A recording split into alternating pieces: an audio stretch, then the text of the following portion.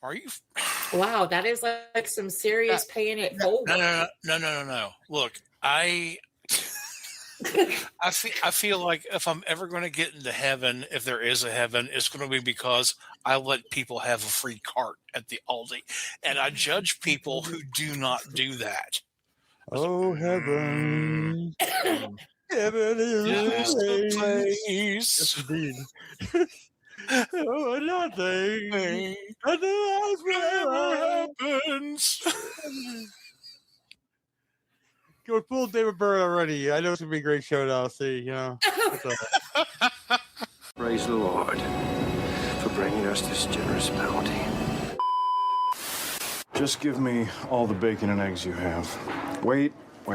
I worry what you just heard was, give me a lot of bacon and eggs.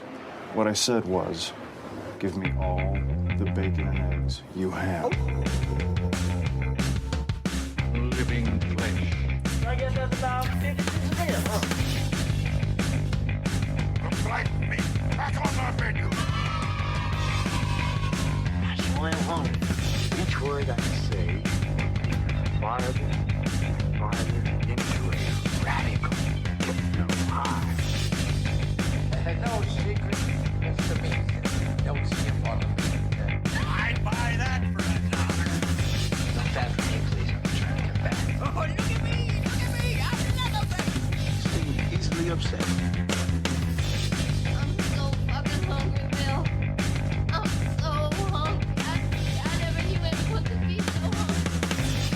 What about that time I found you naked with that bowl of jello?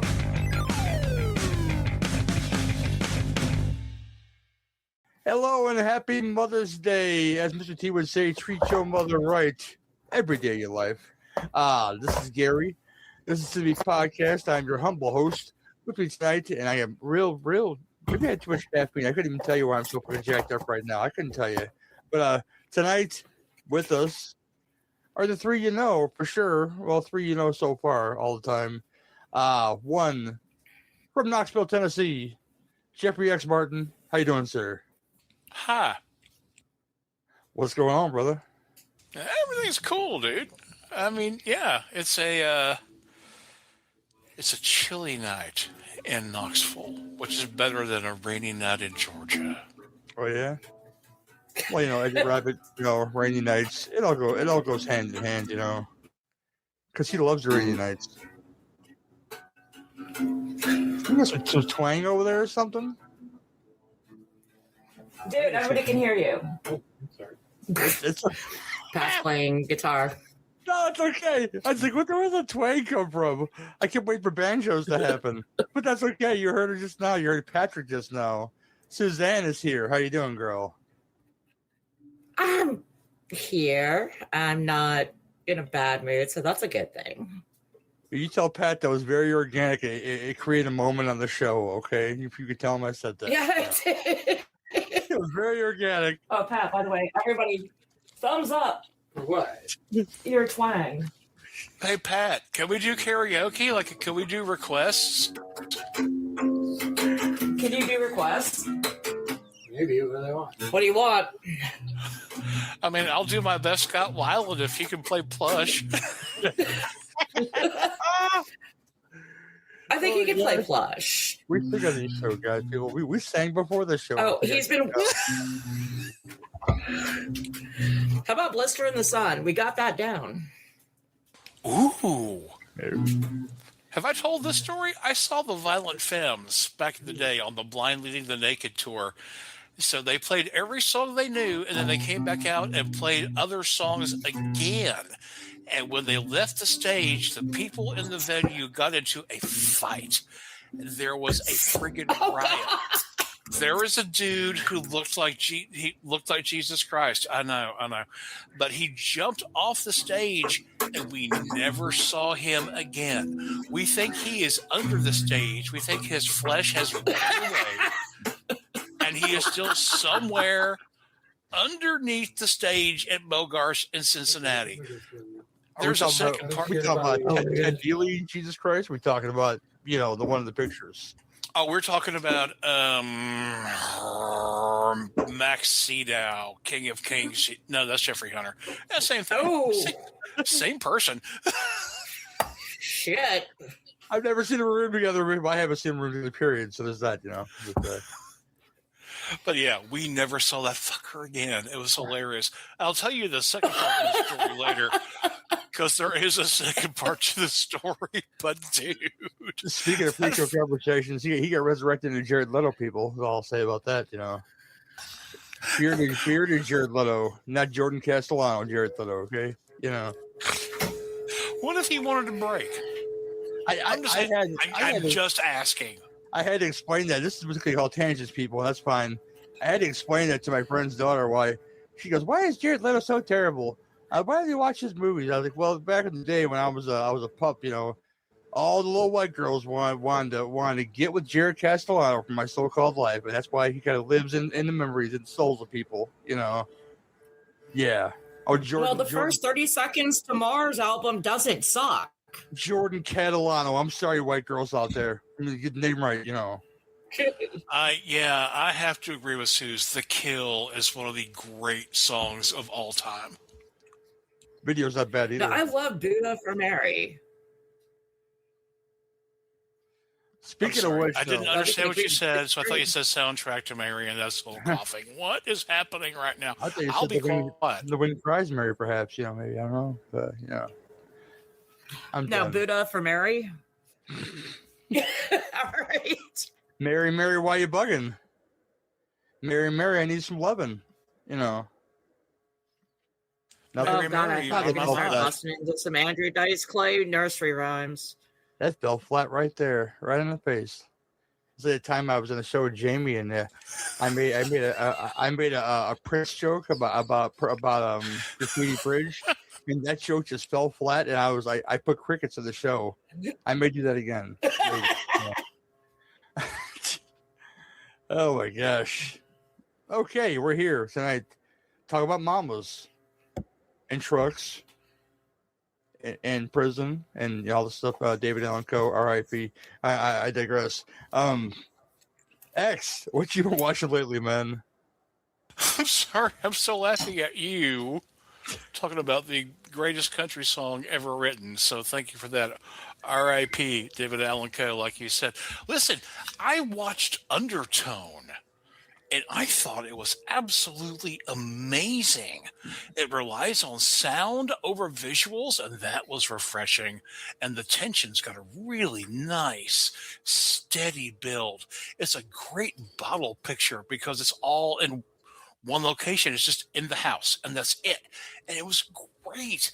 I was chilled like a box of wine in a Minnesota lake. It's great stuff. No spoilers. But if you can watch it with headphones on, do it because there is stuff everywhere. Holy damn. If you can get the Atmos, the Dolby Atmos for that movie, it will break your face. Really good. Okay, number 2. Here's a story. And I have a story. I often have a story. Is it about Lake Minnetonka? Is it? Terrifying you. Bob, have you been baptized in the waters of Lake Minnetonka? Oh, absolutely. Okay, good. No, this is a completely different thing. We went to visit my folks this past weekend, and my dad was cooler than usual, which is great. He's a WWE guy, and I am an AEW guy. So we watched SmackDown on Friday night, and it's whatever. I don't like the dub. WWE.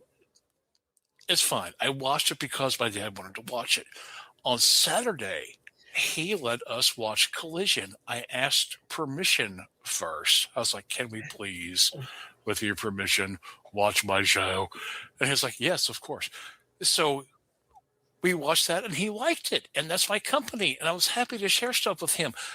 But, okay. So before Collision and after Collision, it's either on TBS or TNT. I can't remember. We watched John Wick 3 twice. Oh, it's good. Oh, which one? Which one's got Out of- Bill? Is it John Wick 4 has Bill Skarsgård in it? I forget which one. I don't know. No, is the one with, it's 4. this is the one with Mark Dacascos. The Costco's, yes. Yeah. Okay. But we watched them out of order. So like the first time we watched it, we hit it about an hour in, just enough to see, the chairman's nephew from Iron Chef America sit on the couch and talk about how much he loved John Wick as a human. And then after Collision, the movie started again. They showed the same effing one. So it's like John's from Belarus. I never saw part 2. I didn't know.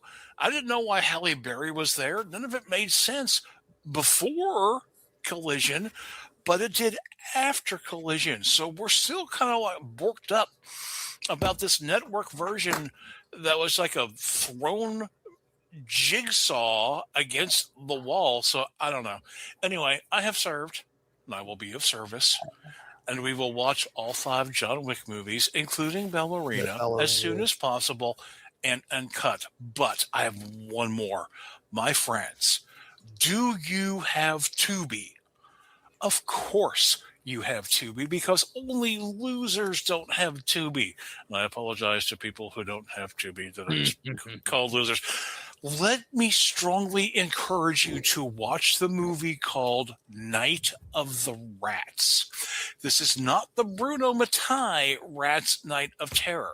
This is a 2025 flick. And as you've probably guessed, it's about big rats doing big rat things, including, carnivorous human gnawing.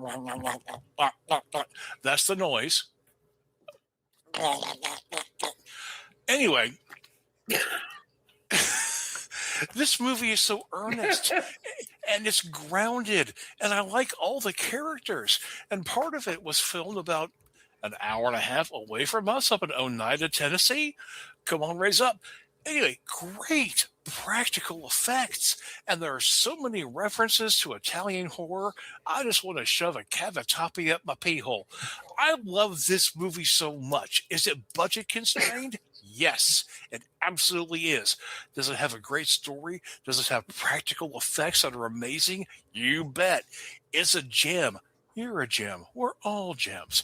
Watch Night of the Rats. This is my movie of the year. This is the one that I will champion, much like I did Chainsaws vs. Singing, which is still a classic, wonderful movie that everyone should see.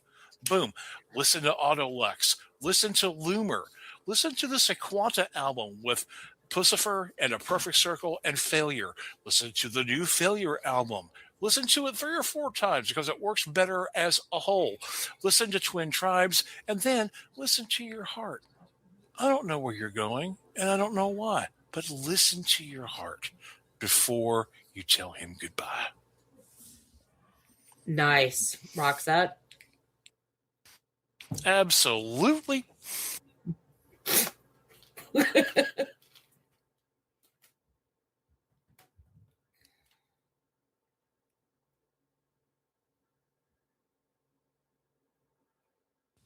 Oh no, everyone went away.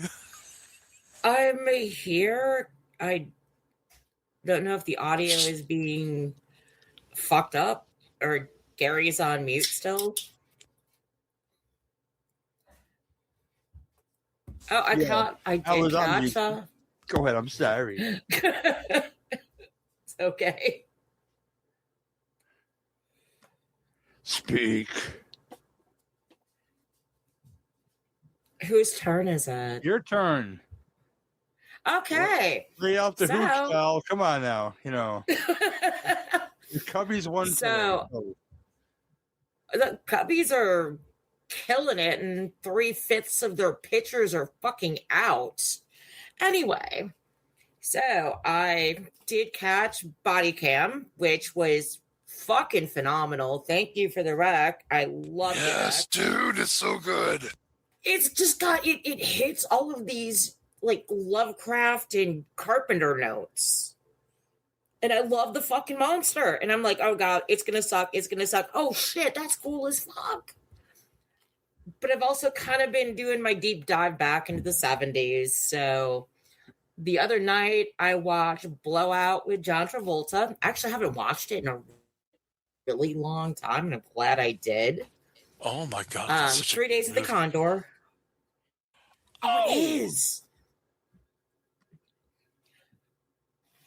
Yeah.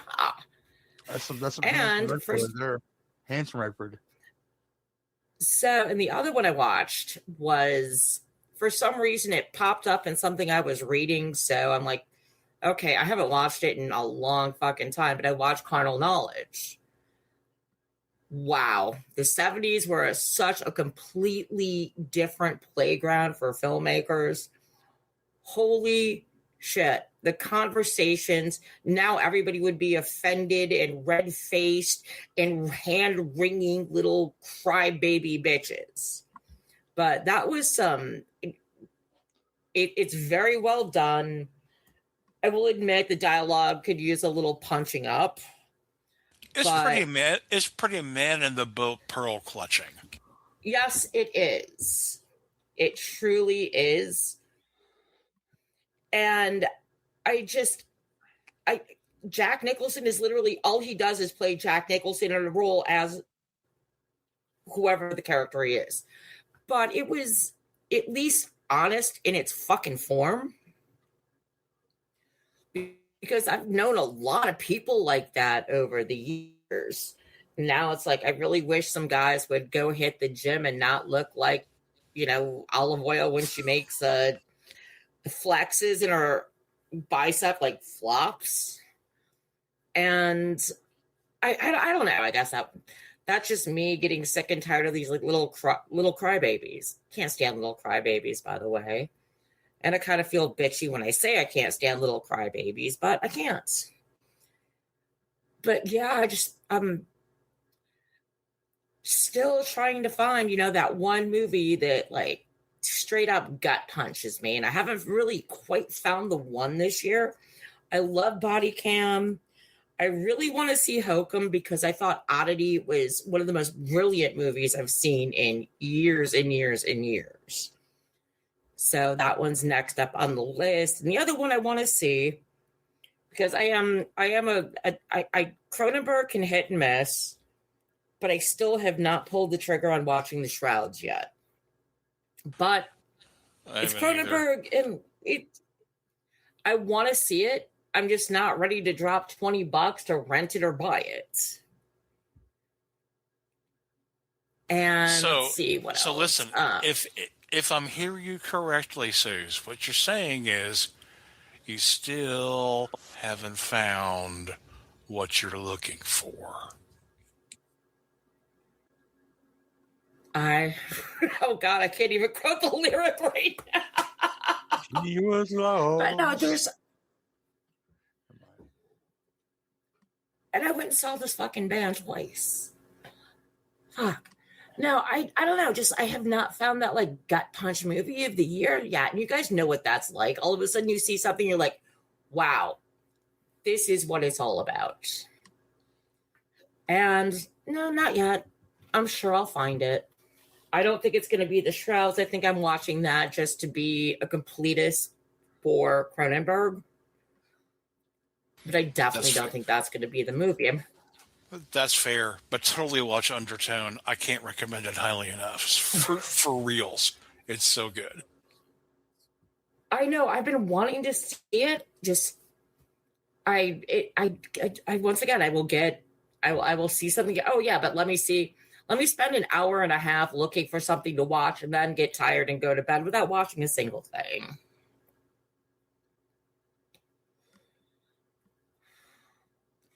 But yeah, that's kind of just been deep diving around in old 70s stuff. And yeah, Undertone I'll watch that in the next couple of days. Even trying to finish watching out documentary now before it leaves Netflix. Not going to happen. And Hey, yeah. speaking of 70s stuff, have you seen Pretty Poison? Oh, wait. Yeah. We did. Boy, oh boy. Uh-huh. Wow, yeah, you're never living that one down, Gary. No, I didn't hate it. There's no shame. There's no shame. We don't kink Absolutely shame on none. this show. With that, yeah. Ooh, I was drunk the day my mama got out of prison. Oh, prison. That's so good. I should do this every show. If you guys know me, you follow me on social media. I buy so many fucking records that I don't even play anymore. Okay, and this is a good one this week. Edgar Winter's White Trash. It was kind of a super group that was short lived with the Winter Brothers and Johnny LaCroix from the real McCoys and Hang On Sloopy and Rick Derringer. And I really enjoyed the fuck out of that thing. And so there's that. It's rock, it's gospel, it's funk, it's soul, it's a lot of things. And it's a nice stew. So check that out on your Spotify's or your YouTubes or something. Shine on your love light, man. Let it shine on me all day long, you know. Stuff I watched though, not a ton. 'Cause I've been watching hockey playoffs and baseball shit, and I have access to the Marquee Network now on my Hulu package, so I've been watching more of Suzanne's Cubbies because I wasn't paying for that shit. You know, Go Cubs, go! Go Cubs, go! Yeah, they deserve to win today. Though. They deserve, come on now. And I was getting my hair done, and I didn't see a fucking thing. But I got to visit an old friend. My buddy has Sling TV. I let him use my shutter. He lets me use that Sling TV now. And I got to watch Spanguli for the first time in a long time because for some reason it's a local channel. We cannot get it in the local area. Don't ask you why. Me TV's retarded like that. But I get to watch Spanguli. And I got to watch, what's that movie called? It's the last Frankenstein movie on the list of Hammer films. Frankenstein and the Monster from Hell. Is the one? Yeah, I was going to say that, or Frankenstein Must Be Destroyed. Yeah, he showed that this weekend. Never saw that one. Had a good time with it. Peter Cushing is always a joy to watch do his thing, and it was a weird plot, but I was all over it. And he looked more like Quasimodo than he did Frankenstein's monster. But you get that sometimes. And I had a good time hanging out with Rich on a Saturday night, and I haven't done that in a long time. So all you folks that got Me TV in your area, just remember he was ours first. Okay, we get to share him with you guys now. Okay, and that's fine. And but we are grateful. Do not misunderstand. We are, and grateful. So is he. You talk to him about it. It's like he's still blown away by any reception like that he gets because he's national now, and when he sees like celebrities or like anybody really mention his name outside of Chicago, it's just he's really humbles him. So he was wandering around one of the cons and came up and started talking to me. Yeah. And put a bat ring on me and said we're married now. He's that guy. I love Rich, man. That guy's I still have the plastic bat ring. Brian has his number in his phone, Suzanne. You know that, right? It's kind of crazy. All the numbers he has in his phone, that's one of them. Good old Rich. I love that guy. Glad I got to spend time with him. Hopefully I get to spend time with him this Saturday, too. We'll see. Wrestling's on.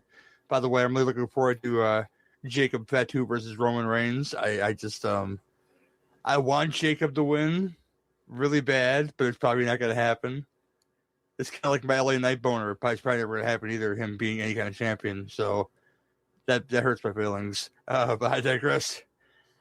Today, after I watched one of these movies, I needed a shower and a palate cleanser. I asked our friend to put Hoppers on his Plex server. That is the new Pixar movie that is on digital now. And it's interesting. It's very interesting. It's kind of like Avatar, but they're trying to conserve, rather than destroy nature. Basically, the beaver population has disappeared from the Florida Everglades. So they're trying to basically pull an Avatar and put human minds inside fake beavers to stimulate the ecosystem with the other animals come back and yada yada yada, and it's real funny in parts, but then for some reason you have to watch the movie, it turns into a horror film. towards the end of this movie in a real crazy way, and because one becomes a little power hungry, and it's usual Pixar stuff. But it's very, very different. I like that it was very, very different. But some folks would call this movie, woke or preachy. I'm gonna tell those fuckers just go enjoy something. Go enjoy how much with every release Pixar just more and more gets just water, digital water, animated water correctly more and more. You get some of that in this movie. You get some great voice actors. I can't say it's top tier Pixar for me. I'm looking at the guy right now in front of my screen here, Mr. Mike Sullivan, Monsters Inc. Hopefully we get another one of those. I would love to watch that. But yeah, You realize every time you say the word beaver, I just laugh, right? Hey, Jessica. How's your beaver? Great. How's your beaver? Busy as ever. Our characters had pet beavers. sure. The beaver is the official animal of Canada. It's their national mascot. It's a noble creature. Okay, girls, everyone knows a beaver's favorite food is wood. I just hope we brought along enough of it for our 3-day galactic space journey. So let's do the math. If Robin's beaver devours 6 inches of wood every half hour, and Jessica's beaver devours 8 inches of wood every 45 minutes, how much wood will I need to keep both of these beavers well-fed all weekend long? While you figure it out at home, how about we sing you a song about our beavers? You do not get to hear the beaver song. It is a sweet song about friendship, and you guys are being disgusting, and beavers are adorable. No arguments here. 2 beavers are better than 1. La, la, la, la, la, la. It's second to none, ask anyone. That's for you How I Met Your Mother fans out there. It's Oh, shit. let's sing a song about our beavers. Hell, thick. God bless you, my sir. Wherever you are right now, whatever plane of existence you're on. But for some reason, I never watched any Star Trek episodes, original series. I've watched movies a bunch, so I watched Part 2 of Wrath of Khan.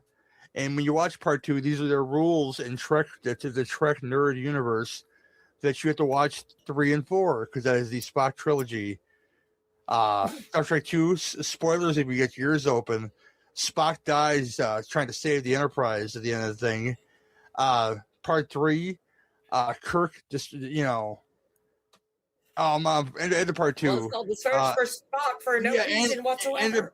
They go find him, Suzanne. Shut your mouth, okay?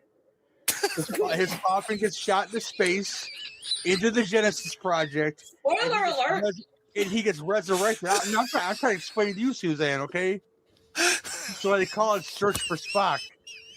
Because Kirk's son and replacement Spock go look. They go search for Spock. And you know what? She finds him and has awkward sex with him, Vulcan style. Okay, not the way you think if you don't see the film.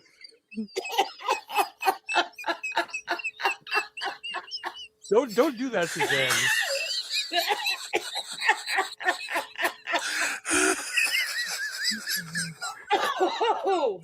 And then Part 4, the one I saw the most on cable, The Voyage Home, of course, the one with the whales and Alameda. And I love the Alameda joke, and I love Bones in the hospital, curing the woman's fucking diabetes. It's all gravy. I love these Trek films, but I never watched the original series, and right away they had like a really creepy undertone to them, and I wonder where that was. I've seen the writing teams they had for these episodes. And, people showed up in there, and like George Clayton Johnson and fucking Richard Matheson. Robert Bloch. Oh, yeah. Who else? Helen Ellison. Who else is on this list of Twilight Zone people? Jerome DC Bixby. Fontana, of course. Yeah. So a lot of these guys that wrote these were Twilight Zone people, And a lot of them had like weird Twilight Zone vibes to them. I couldn't figure out why until I actually looked up the writers for this. And now I got a woman to watch more Harlan original. Ellison, City on the Edge of Forever. Yeah, dude. I gotta watch more original Trek. Yes. But Wrath of Khan was totally Nicholas Meyer. And if you've never seen Time After Time, that is the greatest time travel movie brilliant. ever made. Well, it is amazing. The best. He made two of my favorite Trek movies of all time. Is I keep saying on a good day, First Contact is my favorite Trek film, and that was his too. So that tells you a lot. That Nicholas Meyer had a finger on the pulse. Dude, didn't he do the 7% Solution, that Sherlock Holmes flick, too? I don't know. Yeah. Yeah, I think he did. I just know I really like drunk Deanna Troy with drunk Jamie Cromwell. It's just a lot of fun. Hey, that'll do, Pig. Hey, don't start that now. Don't open that can of worms, because that's going to happen one day, okay? Because I really want to see that cheap detective with Hugh Jackman really bad. So, it's going to inspire something in my brain to say we're going to do Babe, and Gary's going to have a good cry, okay? Okay. I mean, you know why? I like Babe. The end, man. But I love Babe Pig in the City, too. To add to it. Suzanne, there's an adorable chihuahua with broke legs who's on a wheelchair, and his name is Fleelick, okay? Don't argue with me, Suzanne. I will not argue with you. That is Babe Beyond Thunderdome. And then we'll do the Paddington films too, because I want to, okay? And we're gonna talk about Bear, who loves to make marmalade, okay? We're gonna talk about that for 3 movies. And I'm there for it, okay? Except for that creepy moment where the mom finds Paddington and she gets him that glare, and they realize it's the same mother, the same lady from Shape of Water, and she looks at him like she looks at the fish man when she wants to fuck him. The same way she looks at Paddington. It makes you worry about that goddamn bear. That's all I'm saying. Does she want to bring him back? That raincoat's coming off. You know what I'm saying? Their raincoat's coming off. He's gonna leave the boots on though. God, I love this show. You can leave your hat on. And he would. Dude, you just did that. I heard that.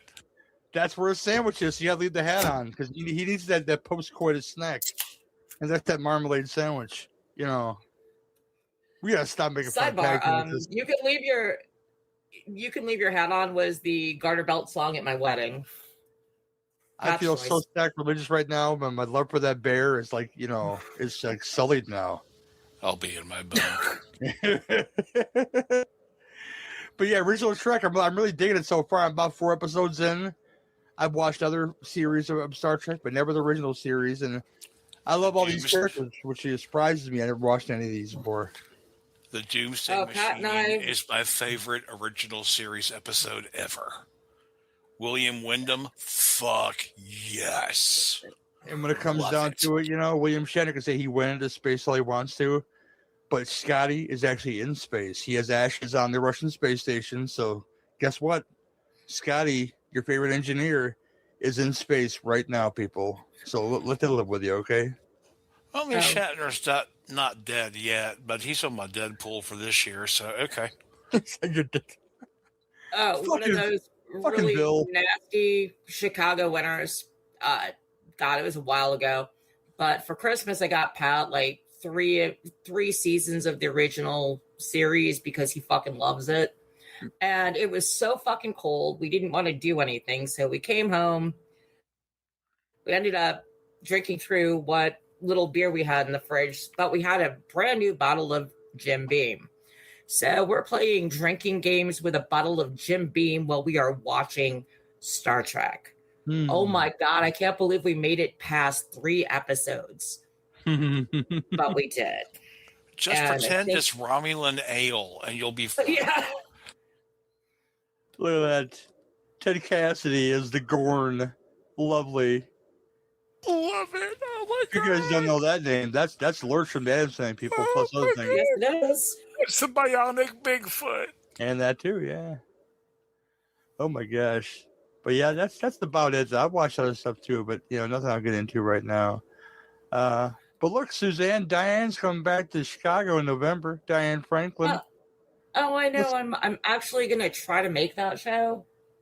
Well, I'm going. So if you want to go, you can go. Yeah, I think I gotta hug it out with the Casey, be the bigger person because they're coming to that show and because of the Scream people, and I get to meet Marley Shelton, which is one of my all-time crushes because the Sandlot and her shaking her butt in that big green dress, just me staring at it. Yes. Diane's going to sign your autograph and then go home with somebody else. Well, that happens. It just yeah. No, she is such a doll. She's like one of the nicest people I've ever met. And we were actually telling each other ghost stories. And she was telling me stuff that happened when she was working on Amityville, telling her about the haunted house I lived in. She's just such an amazing lady. I just love her. Yeah, I can't wait. Zoe Bell too. I'm looking forward to that. All the stuff. Oh gosh, she's gonna be there too? Yeah. Oh fuck yeah. That's the Xena Warrior Princess, the one doing all the shit. So there's that, No, I loved her in the Death Proof. I love Death Proof too, but I was a big avid Xena watcher, and all the big stunts, that's all Zoe doing, all the big stunts, so. Oh yeah, there was a documentary about stunt people, and I remember her being featured prominently. Yeah. Badass woman. But I'll leave it at this. This is the Mother's Day episode. There'll be a Father's Day episode too. I'll talk about that at the end of the show, coming around that time, because we give a fuck about Daddy on this show. God damn it! But mothers, love your mothers. This is two movies about mother to be, mothers who have lost. Entitled, "You Got to Steal Somebody's Baby," and that's what these films are about. Them stealing somebody's baby, and you know what? One of them really succeeds at it in the sense and very effectively. And so sorry, mothers, if you listen to the show where you don't want to get triggered or grossed out. It's going to be unsuccessful. Leave. You leave now. We love you anyway, though. I already told a coworker who listens to the show now, who's a very religious person, and he said, "I played the one. There was a Jay and Silent Bob episode with the Muppet Show." For my family, we had to turn it up. I was like, well, there's a reason why there's that explicit sign on the thing there. It's not for your family, and this show is not for your family either. So we're going to get into it. But two films in question. It's a favorite of my mother's actually, so this is special to me. 1992's the granddaddy, and we'll talk about this, of all these Lifetime films that you got now. This is the blueprint. The Hand That Rocks the Cradle, starring the great Annabelle Sciorra, who you can watch right now on the Tulsa King. I love that TV show. I'm glad she's coming back. Rebecca De Mornay, just calling triggering words, and I'm still horny, people. I'm still horny. And the great Matt McCoy. We'll talk about him too. And we're going to talk about them all after the trailer.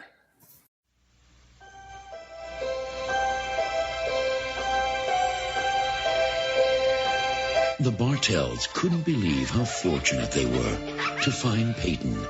I adore children, Mrs. Bartell. I love being with them. I love taking care of them. For me, it's the next best thing to actually being a mother. But they didn't find her. She seems terrific. What's the catch? There is no catch. I think she's great. She chose them. You never let an attractive woman take a power position in your home. All I'm saying is you have to watch your back. Now, their innocence is her opportunity. He has your eyes, Do you really think so? Their trust. Peyton's been great. Has she? I don't know what we would have done without her. Is her weapon. If something happens to my mommy, you take care of me. Of course I would. And their destruction. There's only one woman for me. That's all you need. Her triumph. When your husband makes love to you, it's my face he sees. Get out of our house. She's turning on me, Michael, just like you said she would. Call the police. Claire, calm down. You don't know what she's capable of. Anyone can have an accident.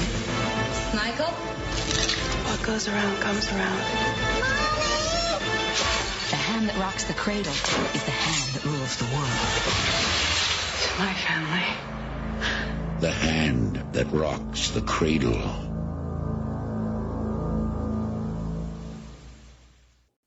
The Hand That Rocks the Cradle from 1992.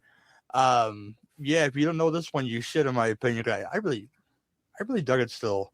After her sex offender husband gets caught in the act and kills himself, there's more to that than that. An embittered pregnant widow loses her child and embarks on a mission of vengeance against one of her husband's victims and the woman's family. This is directed by Curtis Hanson, who made much better things in this movie. LA Confidential, 8 Mile with Eminem, The Bedroom Window. Bedroom Window, and one that I think is underrated. Great film. The River Wild with Kevin Bacon and Meryl Streep and David, whose last name I can't pronounce, Strathairn. Strahan. And I want to say John C. Reilly was the other bad guy on the boat, but yeah. Silent Partner. Wrong kid Chris died. Hansen is Silent Partner. Why didn't I know that? That's a great movie. It is one of my Holy fucking damn. favorites. That is maybe the best Canadian Christmas movie ever. It is so fucking fan. It is one of the best fucking heist movies. It's so just it's kind of low key, but it's keeps you on the edge of your seat the whole fucking time. Yeah, it's the best mall shootout since fucking Commando or Rat. Invasion USA. Oh, dude. You are not wrong, my friend. No, I know I'm not. Oh, and speaking of films I watched about 28 times on cable, Chasing Mavericks, the Gerard Butler surfer movie. Okay, so there's that. Yeah. Oh. Don't ask you why I watched that 20 times on cable. It just kept coming on, one of those things. But he directed all those great things, and he directed this, which just is bad. Let's see what the writer Amanda Silver has done with her life. Look at that. Writer, Best Number Avatar, Fire and Ash. I don't hate those movies. Rise of the Planet of the Apes, great reboots of those movies in my opinion. And Jurassic World, not so much. But I like the first two things actually. I'm not gonna lie to you. But yes. Again, starring Annabella Sciorra as Claire, Rebecca De Mornay as Peyton, our hand that rocks the cradle and giver of milk. We'll talk about that, I'm sure. Matt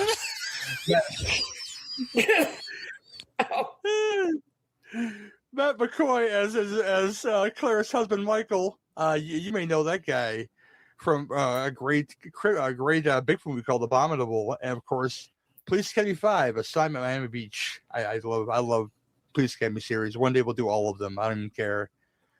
Ernie Hudson as our special friend Solomon. You know Ernie Hudson from lots of things. Julianne Moore, still very bangable in this movie, especially as Marlene, Claire's friend. In Michael's ex-lover, you find out Madeline Zima, I think second time on this show. I'm going to confirm this. But she used to be on The Nanny, playing the youngest of those shows. I watched a lot of The Nanny. Don't ask me why. Also in Mr. Nanny with Hulk Hogan. But was she in this film? Come on. Show the important stuff. She was the kid. Oh God, that was really stupid. She was the kid. Yes. I was incorrect. The girl child.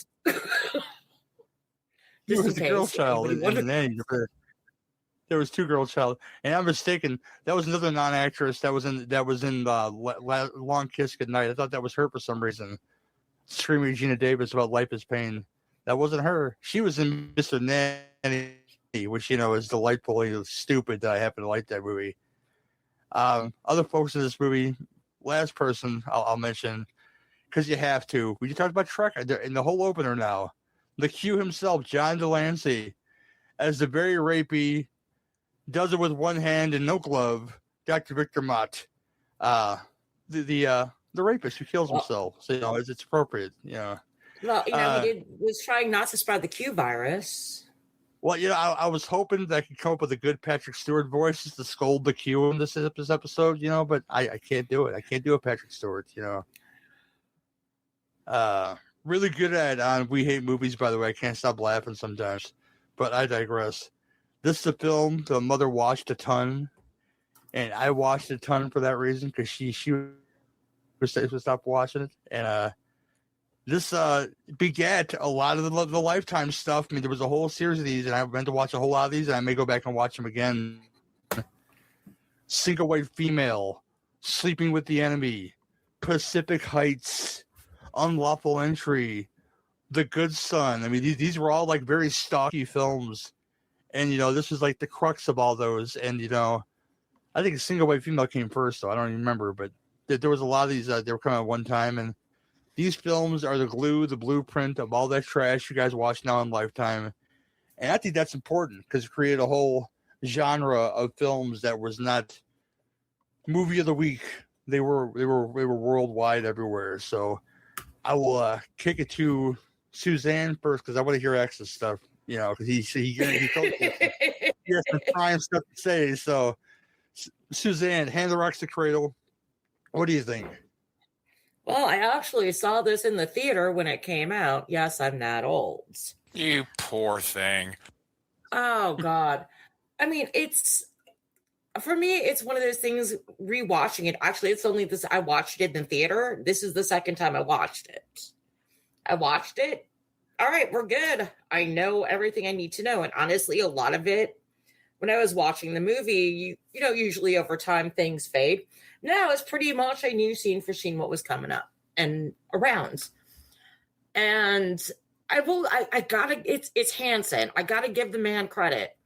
He did create kind of that softened atmosphere while putting this poor woman in such a jeopardized spot the whole time. But I'm just gonna personally say this. If someone that looked like Rebecca De Mornay came to my house to be my nanny, I would be like, get the fuck out. There's absolutely no way your fucking beautiful ass is going to be in my house. I will fucking kill you first. She is going to plow her husband. That's all I'm saying, okay? And,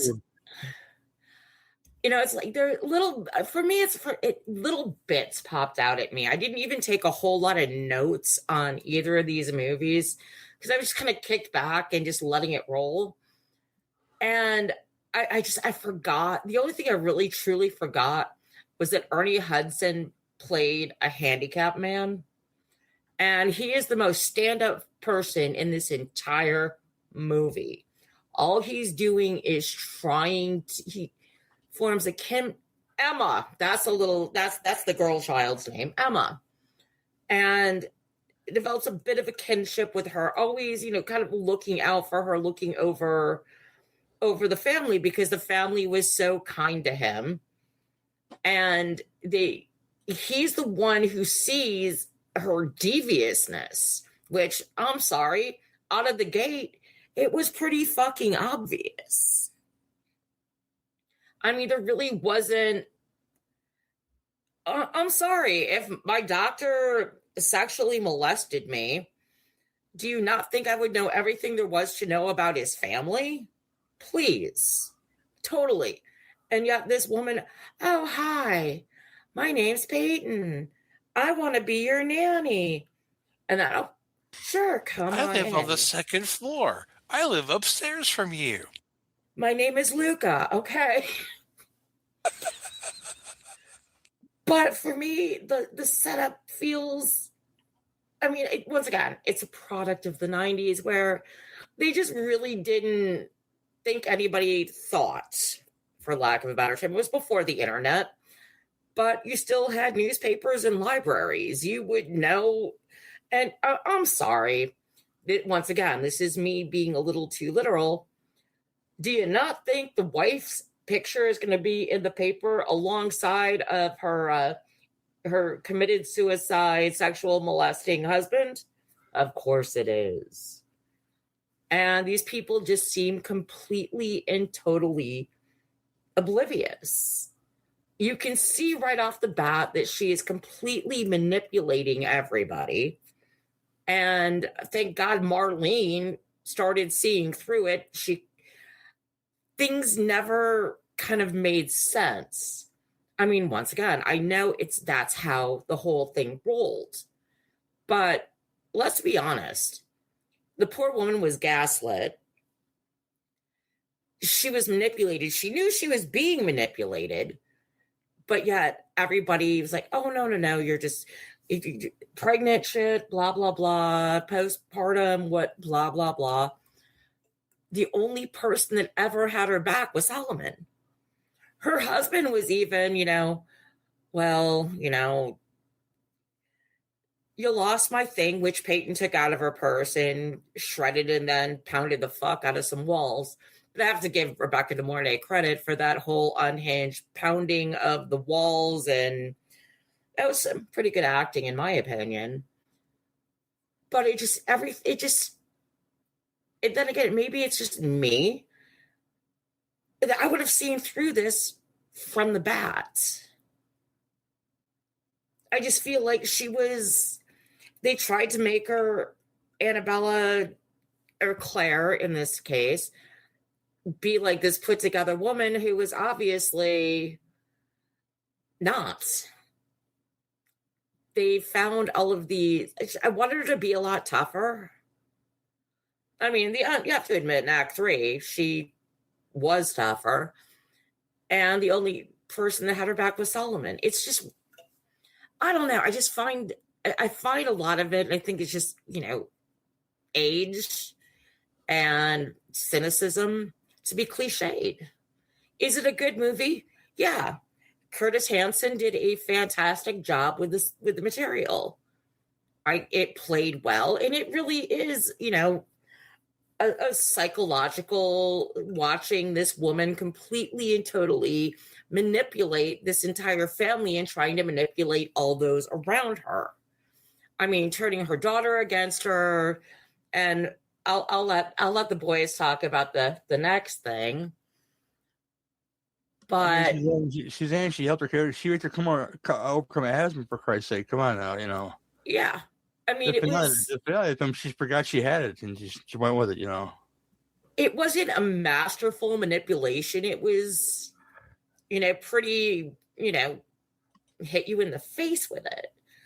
Is it a bad movie? Not even by a stretch. But there was no. There was no what am I trying to say? Nuance.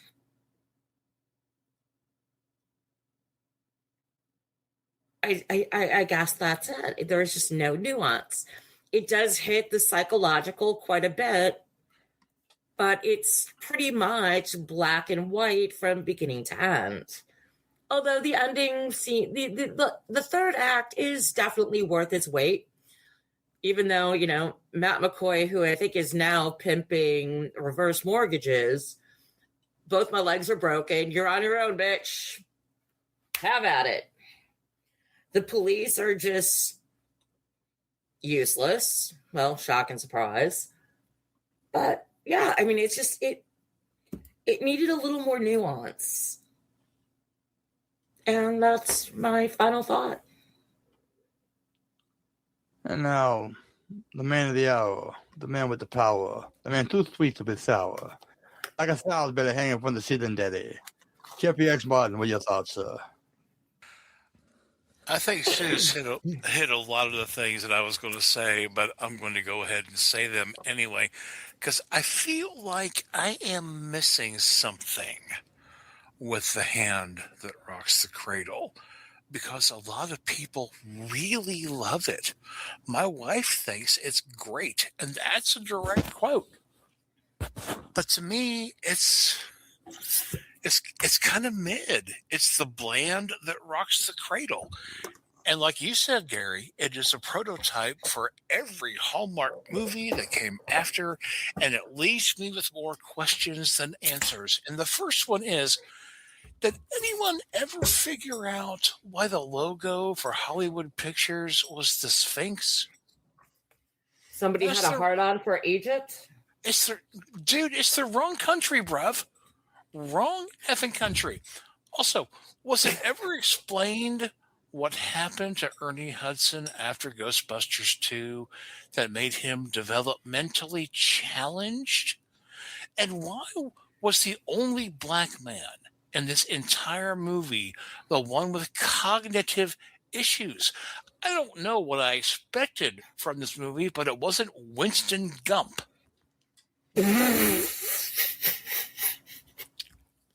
But here's my first actual question about this movie. Why did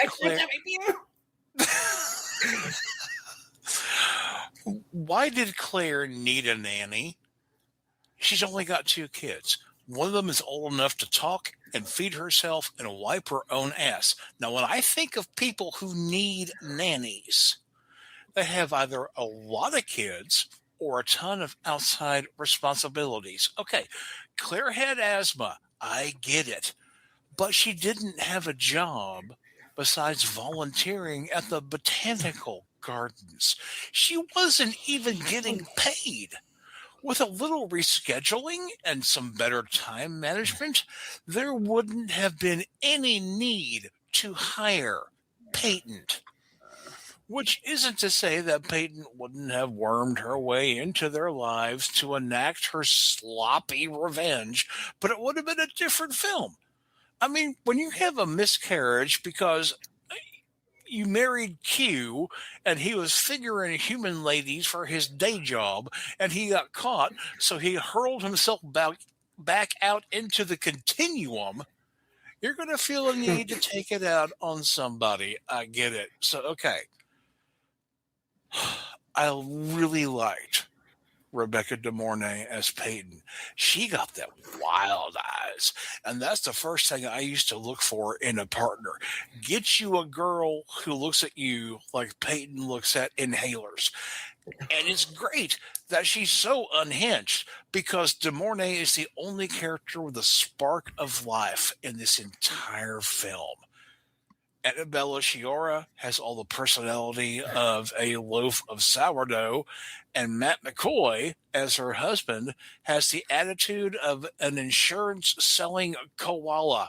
His facial hair is his character, and he makes that solid choice to lie to his wife. You dumb piece of shit fuck. I know it was about a surprise birthday party, but why would you lie about smoking? Don't. You can't. That stench gets everywhere, especially your breath, and you are a fucking dumbass. The ending is telegraphed in the middle of the first act. Julianne Moore is absolutely wasted as this chain-smoking, hard-hearted real estate salesperson. And then when the ending comes, it feels so abrupt. There's all this fighting and baby monitoring, and then Matt McCoy's in the basement, and in the calmest voice ever, he just goes, "Both my legs are broken." Thank you. He doesn't even sound like he's in pain. His entire performance is a no-sell. They may as well have cast Randy Orton. So here's the breakdown. Everyone in this movie sucks, except for Rebecca De Mornay and the oldest daughter, who is not Mara Wilson, but should be. Why didn't they recognize Peyton as the former wife of the late Dr. Mott from the TV news? Really, it comes down to recognizable wind chimes? Jesus Christ, that's like having Joanna Gaines be your crazed killer. The script doesn't go far enough to be a real horror movie. Glass from a greenhouse roof falls on Julianne Moore and that makes her get dyed. I don't buy it.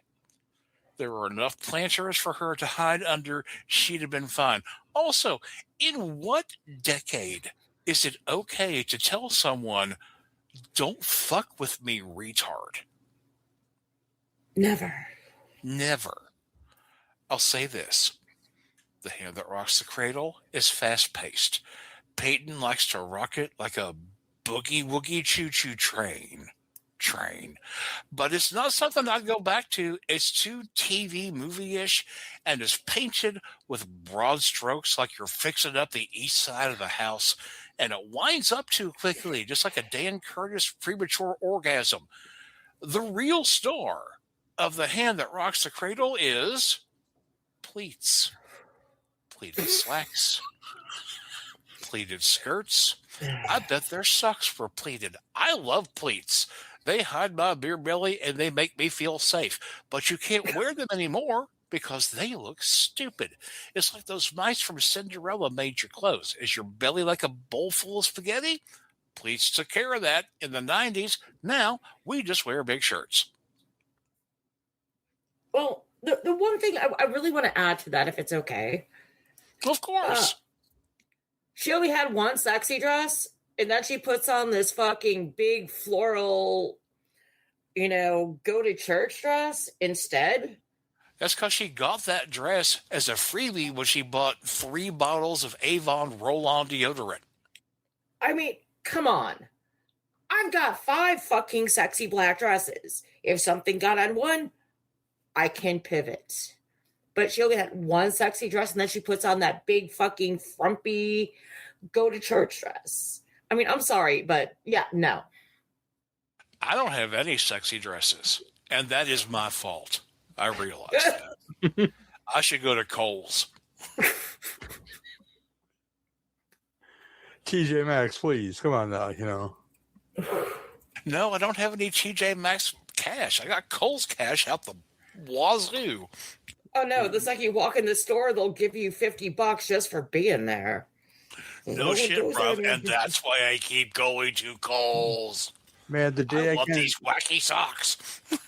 The day I can't afford to be a Maxxinista, I don't want to live anymore. Okay, is all I'll say about that. It's just no. Oh, this, like I said, was a favorite of my mother's. I watched it a bunch. I'll say one thing. Solomon's main job in the film was to repair a fence for this family, and it really didn't help in the finale. Was a very strong fence because when Peyton fell off the roof through the fence, she was not impaled by the fence, which she should have been, but because she had it broken, she could have totally got up, and just like Matt McCoy in the basement, he didn't fall that far down. It was maybe 3-4 feet. He landed. Yeah, I would have had a bruise on my ass, and my ego would have been bruised too. He landed on his side, I think. And all of a sudden, it's like, my legs are broken. Go take care of this family. Just No, take some calcium pills, bruv. Take your protein pills and get your nanny on. Oh, there you go. I had a beard in my beard voice happening, But yeah, but I dig a lot of stuff this film does, and I can't. I was never down with the calling him retard scene because truth be told, my aunt worked for a place called the New Hope Center for like a decade. They helped differently able people, do like they ran parties for them and helped them get jobs and yada yada yada. So at a very young age, I had a deep respect for these people. So yeah, that part, where she called him a retard. I still was exits the eyes. It's very true. I was still very erect, but I was still very offended at the same time. So a very strange feeling thinking about that scene, because the very cold eyes, plus, that statement made my penis very confused. And I like my penis confused. It really was, So really, one thing she's really great at making my penis confused in this movie, Rebecca De Mornay. But the whole idea of her taking over, I guess her end game is to steal the baby, like in the next movie, and steal her husband and her other kid, perhaps. I don't know, but her end game was not really blueprinted out all the way. She reminds me of the Babe. No, her end game was straight up that baby. She didn't give a shit. She was trying to turn everybody against Claire. No, if that kid had fallen down the stairs, she would have walked over her. No, all she wanted was that baby because that was the baby that I think she thought was stolen from her. Mm-hmm. Oh, for sure. But this film has parts that I love. I'm not gonna lie to you. The part that wouldn't play on a playground is the part where she sees somebody. I forget, she verbally attacks or pushes her down. The little girl Emma, and she grabs this kid's arm. I'd imagine she fucking broke it, And I forget what she says to the kid, but you know what? If you see any schoolyard, they have monitors out there as far as like people who watch the kids. And not one goddamn person said anything when she grabbed that kid's arm. I don't want to believe that. No, she literally lifted that kid up. She should have dislocated his shoulder. She probably did. That was Mario. That was her and Mario down at the schoolyard. Yeah. I can't whistle right now, so I'm not going to do that. I'm not going to do that. But already Hudson as Solomon, although he was differently able as a person, mentally ill. That's a wrong choice of words. Mentally handicapped. There we go. He has the best head on his shoulders throughout this whole thing. He saw the writing on the wall right away when you seen, because of course she was just a mother, so her breasts were still very fresh. So not only was she gonna steal, her life, she was gonna steal her option to feed her child to the point where the child just straight up projects her mama's titty and just only wants the morning titty. I can see the distinction. As I said, cold eyes, people. Nice titties, too. So of course he had the best head on his shoulders because his haircut was halfway between kid and play. Hola, hey. One day we're not going to do a house party. We're going to do class act. And we're going to have a good time, guys. Okay. I want to do house party. Love house party. Class act is better. One day. People will do both. Gary's right, Prav. We could do both, but Gary's right. Yeah, I think we should. I don't know. I love a real pajama jam, okay, is all I'll say about that. I'll even wear my pajamas for that show. Shit, I will too. I don't even have any. I'll just wear my big ass Darth Vader t-shirt. It's fine.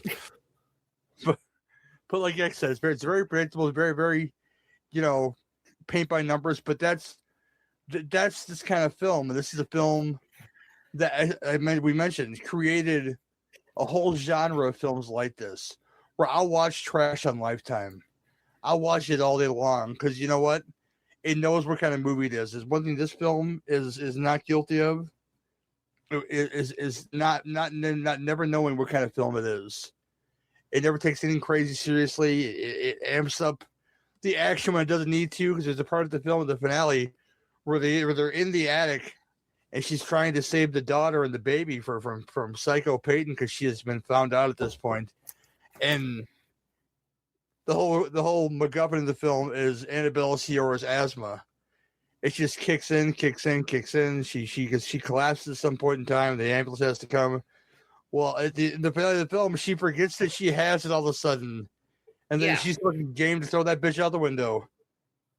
And it was like it was just one of those things that it was just thrown there. So it was spoon feeding basically her weakness. It's fucking Bruce Willis and water in the fucking M. Night Shyamalan movies. It's kind of like the Warlock, Julian Sands, handsome, powerful man. How's he die in that movie? Diabetes. That's how he dies in that movie. I'm so sorry, Jerry. I'm over here laughing because I'm hearing Slipknot in my head. Psycho Peyton. Psycho Peyton. I'm hearing Walter Payton in some fucking ruse. That's all I'm hearing. But I guess the other thing that I hated, and I realized it like 30 minutes in, this family just treats Solomon like shit. I mean, they truly do. They're like, "Oh no, you can't touch the baby. You're not supposed to touch the baby." Well, he was more. They bought him a bike. Damn it! His start of the film though was a stranger that was running around about the house on the outside of the house. And she drops a picture of whatever the fuck it was, and they didn't know who he was or what he was doing. So odds are, black man, all white neighborhood. He's probably there to fucking rape their white daughter or something. Who knows? But no, but Welcome home, Brother Winston. Winston Gump? Oh my gosh. Oh God, that is never ever gonna leave my head now. No, but this film was I like it because it knows the kind of film it is, and it was not the first film like this, but definitely one of the first to do it and to really create a whole genre of film that I'm sorry has done this, but has done it so much worse. But you know what? You keep watching because it's trash. And I watch this film not on a loop, but I watch it every once in a while. I'll turn it on because I know it's gonna be trashy. I know there's the part where she's in on the examining bed at the gyno office with Dr. Purvey Q. And when he drops that glove, I was like, it's time to get down to business, you fucking nasty fuck.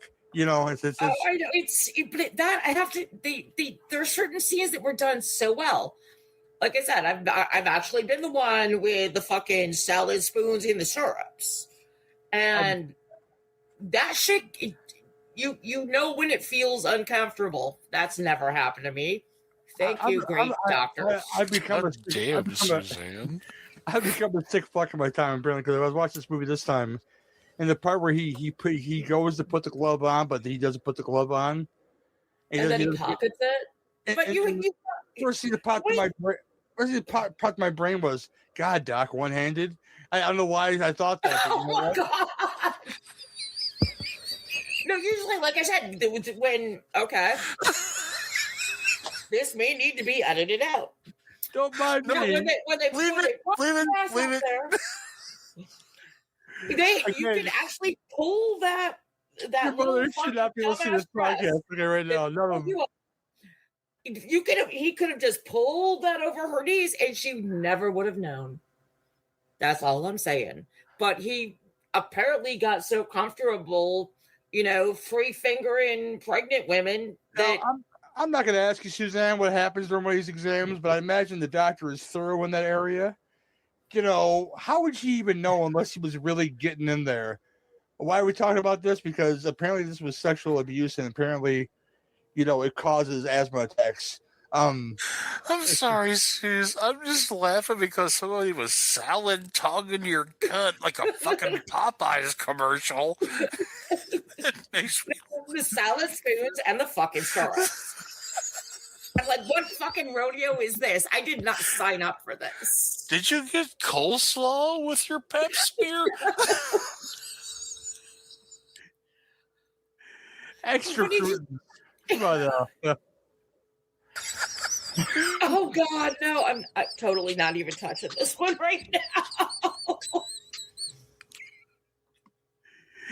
I'm making yeast infection joke, but I'm not going to do that, okay? I'm going to leave that somebody that's it, okay? No. We're not making sourdough bread down there. Come on, man. Look, they don't call it a yeast infection for nothing. I'm crying now, guys. Thanks. Okay, slight sidebar. There is this one company, this beer company, that were actually using yeast samples in their beers. I'm like, what is the name of this place? So I never ever in this universe or any other buy your beer. But they were actually oh my God. Ew. Nah. Gross. Pilsner Lingus. Now, the truth want to make this hilarious for me, this is like 1992. This whole scene with the gyno, it could have been a Mentos commercial, all day long, The Fresh Maker. Yeah. Pour some Diet Coke in there. You're good. fucking graphing spot. Sorry, Grafenberg spot. I'd like to be accurate as much as possible. And this is where the review ends pretty much. And I ask you final thoughts on this movie.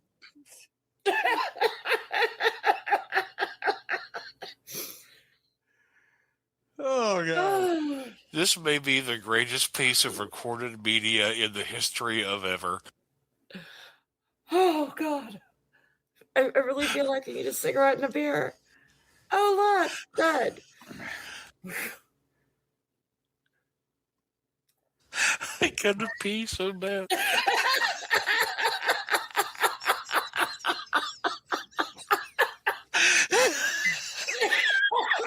We can take a break, man. Come on. No. I'm holding it. It's good for you. I'm holding it. I'm sorry. Who's got final thoughts? Is it you, Susan? I'll go. Final thoughts. If your nanny looks like Rebecca De Mornay, kick Clap her your to the hands. curb. You know, and if you think everyone's trying to drive you insane, they are. Run. Curtis Hanson did much better things. This is a product of its time. Watch The Silent Partner. I beg of you, watch The Silent Partner. I agree. Oh my gosh. Excellent thoughts, sir.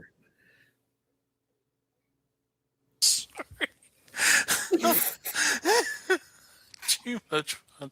Okay.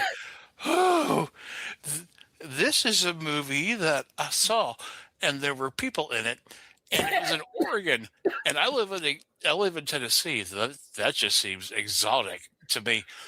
But I think the hand that rocks the cradle doesn't wear gloves, much like John Delancey doing a pap smear. I would watch this movie again, but only if I were drinking warm tap water after eating a sleeve of store brand saltines. That way, my food and my entertainment would be as flavorless as humanly possible. Wow. That was so poetic. Oh my gosh. I'll start my final thoughts with the phrase, okay? Hold your breath. Make a wish. Count to 3. The cue is going in. There is no life I know to compare to pure ejaculation. No. What are your final thoughts, bro? Oh, mine are just like I said, I still could like it for what it is. I think one day if we did The Good Son, it'd be a better movie because it went more places in my opinion. But this is like I said, the blueprint of all this shit that you're watching now. And they have made their fucking nut on shit like this. Even some of our favorite trash directors are making a nut on this shit.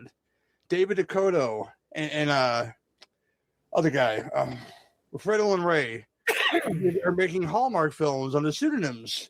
So that's where the money is, people. So, and that money would not be here if it wasn't for films like this. So yeah, this is thing. Reznor said, "Where is everybody?" And Mike Patton said, "What is this?" No, I'm playing now. I'm done. Y'all hate me now? I don't know. Okay. If you want to view paradise, it's in between Peyton's legs. Oh, dang it. Dang. Dang. Yes, indeed, all day long. And twice on Sunday, Peyton. I don't care what you done, baby. Get it. Well, that's the end of this one. Coming up, we're talking about blood, babies, and scissors. But not in the fun way. So inside in 2007. After the break.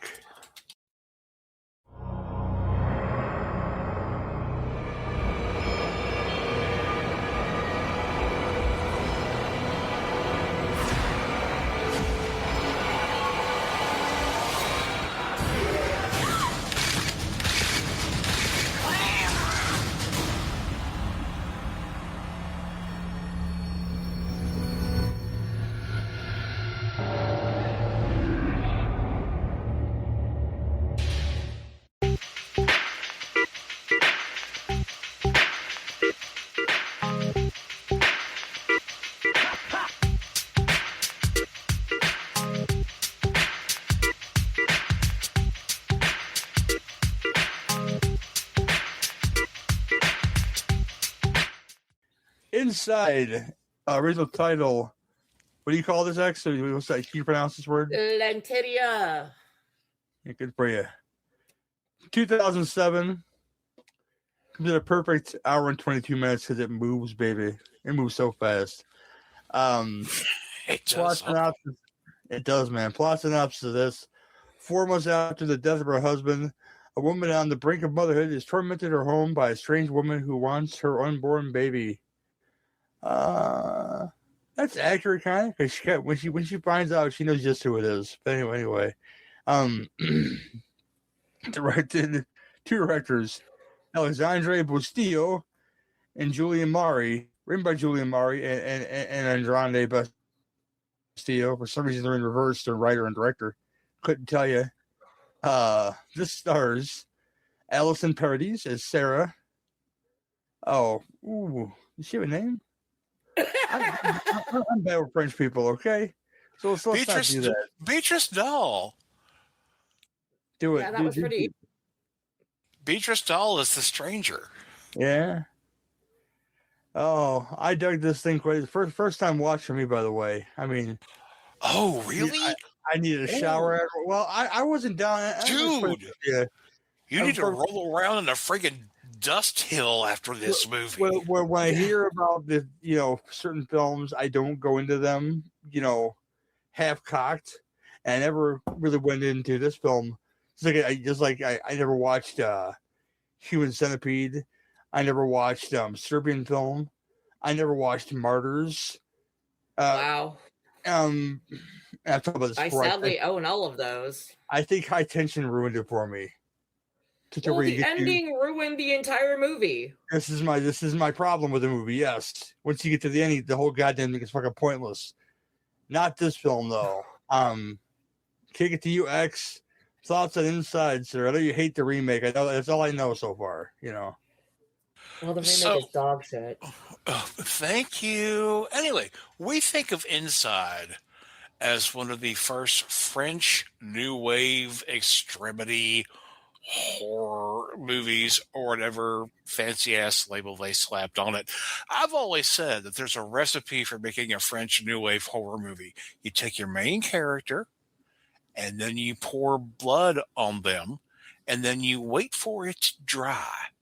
And then you pour more blood on them. And this movie is a supreme example of that.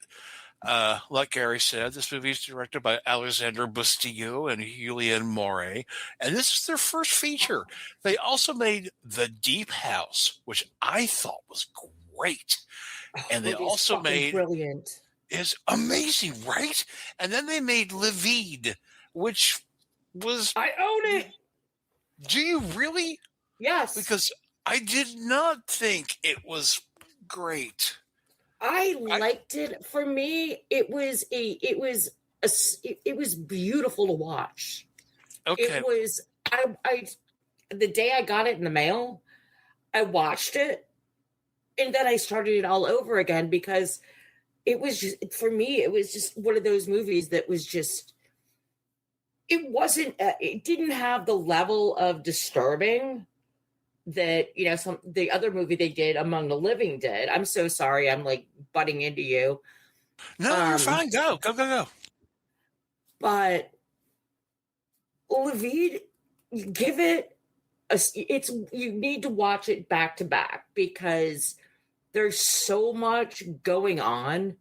I mean, the sets are absolutely stunningly beautiful. It's not, like I said, it's not kind of, for lack of a better term, gore fest. And then they did Among the Living, which is just harsh. It is fucking harsh. Have you seen that one? I have not. Among the Living is going to be a one and done for me. Just because. Oh, no kidding. Okay. It was very, very good. Don't get me wrong. But the storytelling was so good that it was painful. This is one of those that I felt down after I watched. Damn. Well, now I have to watch it. Because I think, as far as Levine goes, I think that Abigail accomplished what Levine was trying to do, but maybe 10 times better. I know when I watched Abigail, the first thing that popped into my head was Levine. And that's fair. Mine too. I just, there is something, I mean, maybe it was the time that I watched it, because oh my God, I went through the French Extreme thing in a matter of about a month, and I was watching 2 a night. How I managed to stay sane, I don't know. But I don't know. Because it's French. You didn't know what they were saying, dude. And I was just, but once again, it's kind of like the Italians and the J horror and the A horror. It's they're so visual in their storytelling. I would rather watch a Fabrice Duwelt's movie than a Maureen Bustillo movie, and that's just me. So I'm not a fanboy of these two by any stretch, but I generally like their work. Does that make sense? Yeah. Okay. So Inside is arguably their most famous movie, and you know what? There's a whole lot to it. Oh boy, it is about trauma and loss and revenge, and it is a home invasion movie, and it's about motherhood and blood loss. And by the way, it's a Christmas movie. That is a lot of heavy lifting for one film to accomplish. I love horror, and I'm a horror guy, and I think everybody who's ever listened to me on any show knows that. But Inside is the most stabbity movie I have ever seen. Scissors, stabbity. Knife, stabbity. Big, long, pointy thing, stabbity. Chopsticks, stabbity. Right through the friggin' skull, stabbity. And that's interesting because the stranger in the house probably weighs about 80 pounds with boots on. And that's Beatrice Doll, by the way, probably most recognizable for the gap between her front teeth, not a slam. That is distinctive, and you'll always know it's her in any movie she's in, and she is really good in this movie. She is slow, clever, and quiet, and she is anticipatory of anything that gets in her way. Now, her victim, Sarah, the pregnant woman, is not your normal final girl or victim. She calls the cops. She uses her flash camera to get the intruder's photo. She fights back. And it is a natural response. And for me, that is what makes Inside work when it does work. It's grounded in reality. Nothing about this movie feels like a reach. There's not much suspension of disbelief. Even when people show up at her house, there's no surprise. We are clearly told that those people are coming. We just don't know when. And when they do arrive, we are so taken by the bloody action that's already happened that we forget that guests are due to show up. So here's what doesn't work. People, it really doesn't work. I know exactly where you're going. Thank you. We are accosted with an internal view of Sarah's baby inside the womb. So when Sarah is assaulted, we see the baby jostled around in the amniotic sac, showing that the baby is in danger too. It is uncomfortable, and it's made even more uncomfortable because those shots are in terrible CGI. And I mean the worst CGI since the Lawnmower Man. Remember that dancing baby from Ally McBeal? Uh-huh. It's maybe a hair above that level. And going from blood-soaked live action to a cutscene from the fucking Fight Club video game is jarring. And it breaks the tension. And it's pretty dumb. But also, I don't need to see an unborn baby, no matter how poorly animated, get thrown around so hard that the umbilical cord wraps around its neck. Ugh. I have kids. I have grandkids. That shit's awful. However, I am not a woman. Maybe you've probably picked up on that. But my experience with pregante women is that when you're that far along, you have done shit. You have humanized the kid. You got the room ready. You've picked out a name. You've bought clothes. You've bought diapers. It's not a fetus anymore at that point. It is not a non-viable clump of cells. It's another person. You just have to get that person out of another person so you can shake its hand. I mean, even Rosemary called her unborn baby little Andy or Jenny. That doesn't happen in Inside. And that is where a lot of terror lies. The stranger tells Sarah that she doesn't, quote, need that baby anymore, end quote, while holding the scissors that are meant to carve that baby out of Sarah's belly. That's like telling someone, you don't need those shoes anymore. You run your big toe through the fucking toe box and they have holes in them. You're done. Or like, you don't need those sheets with the holes in them anymore. There is a lack of humanity Inside that is cold and horrible. That baby is a bargaining chip. It's a means to somehow make things right. No spoilers. It's just a commodity. And here, in the days of late-stage capitalism, maybe we all are. Maybe we're all just another consumer, another cog in the daycare machine. Now, look, I have weird friends. Hi, everybody on this show. I have weird friends who like weird shit, and I don't know a single one of them who would say that they enjoyed Inside. Admire it? Sure. Because it's made artistically. This movie has gouts of arterial spray on par with any Lone Wolf and Cub movie. Gorgeously shot. But Inside wasn't made for your enjoyment, and you're not supposed to feel good when it's over. And you won't. You want a happy movie? Try something else. The Mist, maybe. Apocalypse Now. Come and see. I am a funny guy. I mean, I think I'm a funny guy. I like to say stupid shit, and I like to make people laugh. And I was going to try to come up with some Christmas movie analogy for Inside because it does take place on Christmas Eve. And I thought, okay, maybe the computer animated baby is Jesus, and Sarah is Mary, and the stranger is King Herod. But you know what?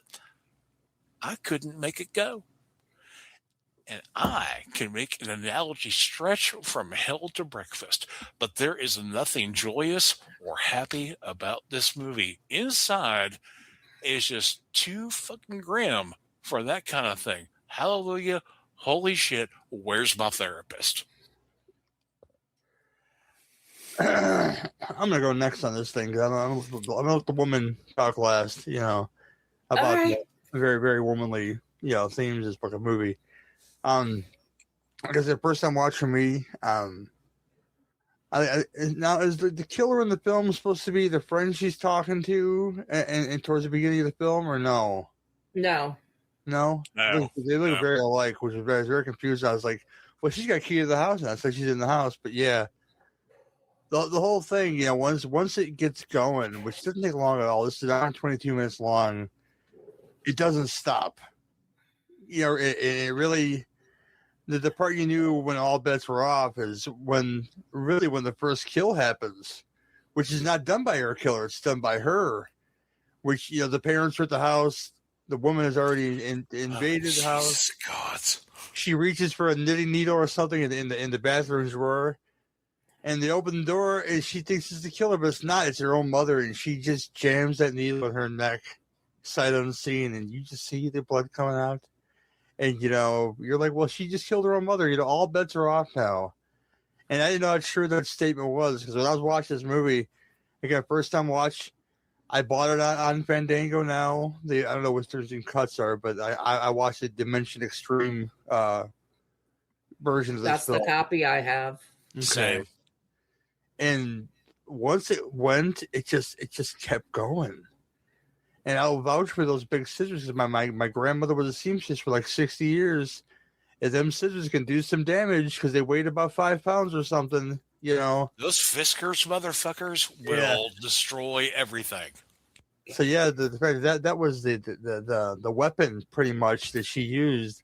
So yeah, it's very believable that she could cut through flesh and bone with this thing, because they were that goddamn heavy. So with the right rage and the right force, she could carve through a leg and carve possibly through the size of his head with the right amount of force. Who knows? But it did. I threw belief out the window in this movie, because once shit started happening, shit was happening all the time. And her own motivation for this film, again, she got to steal somebody's baby. She want to steal this baby. And when you get to the end exposition where you get, I'm not going to tell you what that is, where you get to the end of the movie, you find out her motivation of why she wants her baby and why she wants her dead, is that she cost her something. She cost her a certain something that, when a mother loses it, it's devastating to them. And to the male too. I'll give the male some credit too, but in this case, it was a woman on her own. And this enraged her, because she was thought dead, but she was still alive, and she just was angry, and she wanted this fucking baby. And spoilers, she got this baby in one of the fucking nastiest scenes I've ever seen in the fucking movie in all my life. Jesus fucking Christ! It's fucking terrible. If something triggers you, it's probably going to happen in this movie. You get terrible lacerations. You get a cat death in this movie for no reason at all, because she kills the cat. And I was like, well, she killed the cat. Now I don't like her. I hate her even more now because she killed the cat. But yeah, it's just insane. You get amniotic fluid after blunt trauma to a belly in this movie, for Christ's sake. But like I said, the little CG stuff in here with the baby in the womb stuff, it looked better in Nightmare on Elm Street Part 5. And that film came, what? I don't know. 1990. Oh, 1980. What one? When did the Dream Child come out? 89 or something? Oh, yeah, God. That 91 was. No, it had to be 90. It had to be 90 or 89 or 90. But still, the possessed by Krueger child in Alice's womb looked better than this freaking thing that they just threw in here. And she's got roach legs. She knows how to use them. Hey, wrong Nightmare on Elm Street film. Come on, dude. No, I'm playing. You're better.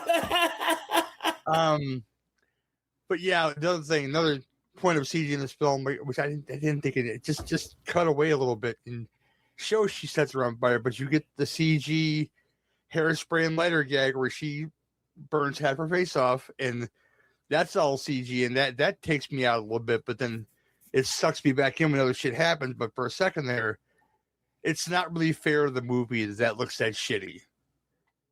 Because for what you get, it's brutal. You feel it. I needed 2 showers after this, probably watching this movie, and for the very first time. And I told my sister, I kept describing the play-by-play while I was in the bedroom. I said, "You're never gonna watch this. Let me tell you what happens next." And I kept rewinding stuff because I kept saying, "What the fuck just happened right now?" So I would go back and be the annoying guy who rewinds things. I just kept rewinding, a couple minutes back to see where this is in context and what happens next. And did I just see that? So I kept rewinding shit because this film goes there in so many fucking ways. You've got to brilliant your balls after this movie. Right down to the finale, it goes some places, okay? You know, to where she's. Oh, what does this film and freaking Richard Donner Scrooge have in common? It's a toaster. Is all I'll say about that. You know.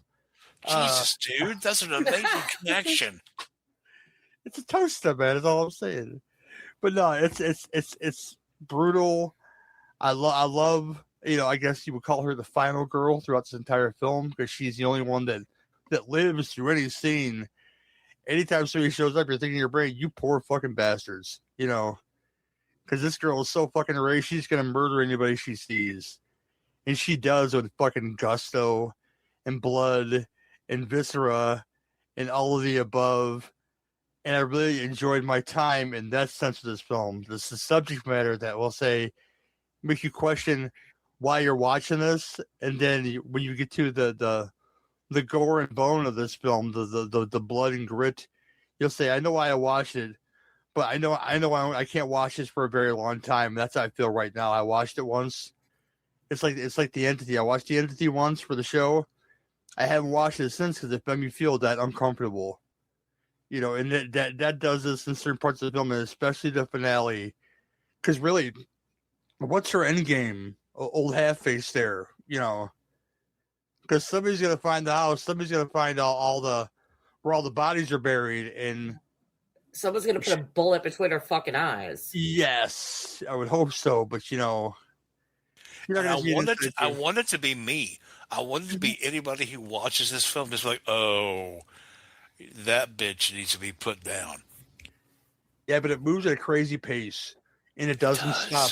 For once it goes, I'd say about 10 minutes in, when stuff starts to really happen, it doesn't stop for that hour and 12 minutes. It just keeps pumping, and it keeps getting more and more tension. It keeps making you feel more and more uncomfortable the more and more shit happens. I mean, when the cop shows up and he's like, "Oh, an officer of law's here," and he's missing his eyes, and then I mentioned the blunt force trauma of the belly and the amniotic fluid.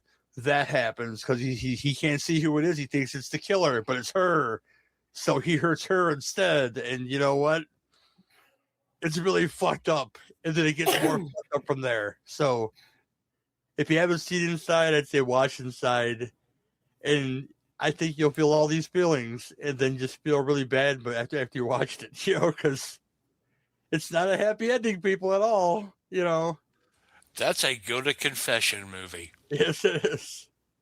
Hey, Padre, guess what I watched today? Let me explain the plot to you and all the kills, you know. You need 700 Hail Marys.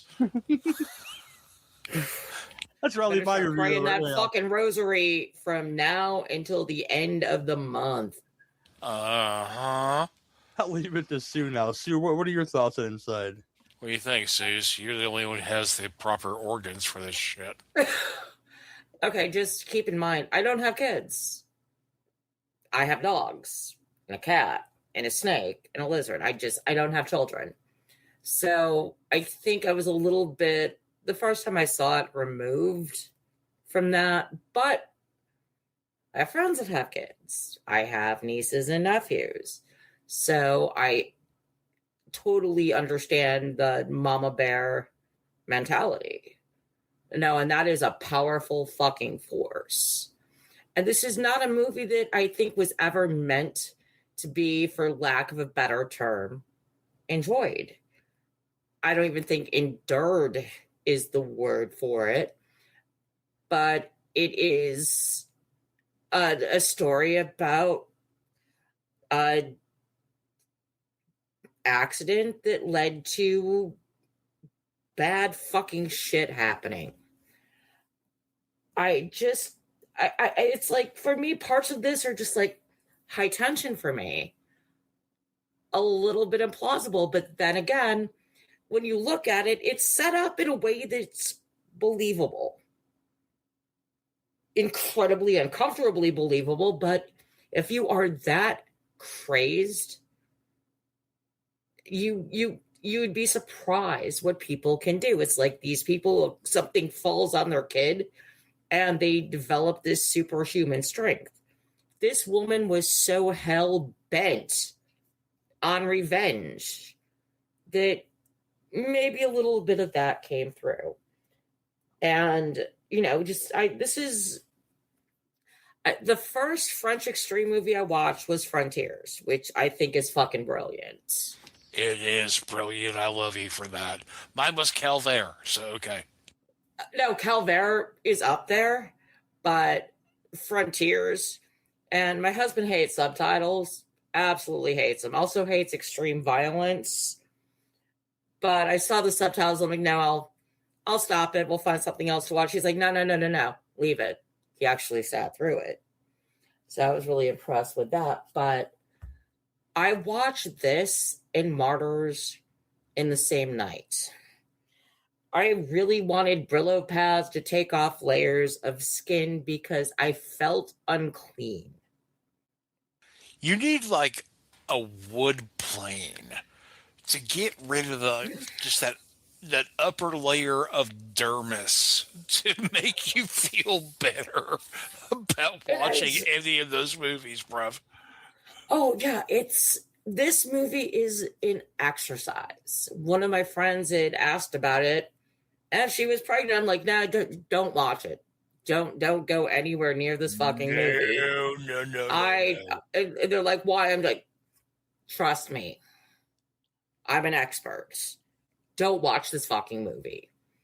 So they watched it and got paranoid as all fuck. We're not friends anymore, even though I said no.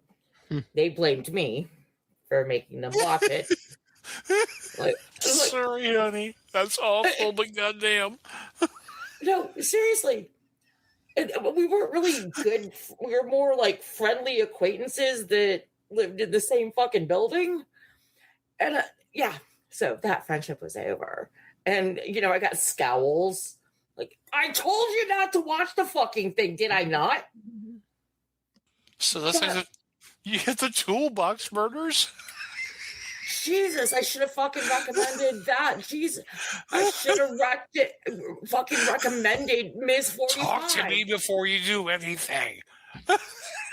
Oh my God. Remember I came to your house that one Christmas and Pete and Jen were at the house and I said, we're watching my favorite Christmas films. You know what one of those when that was? Remember that?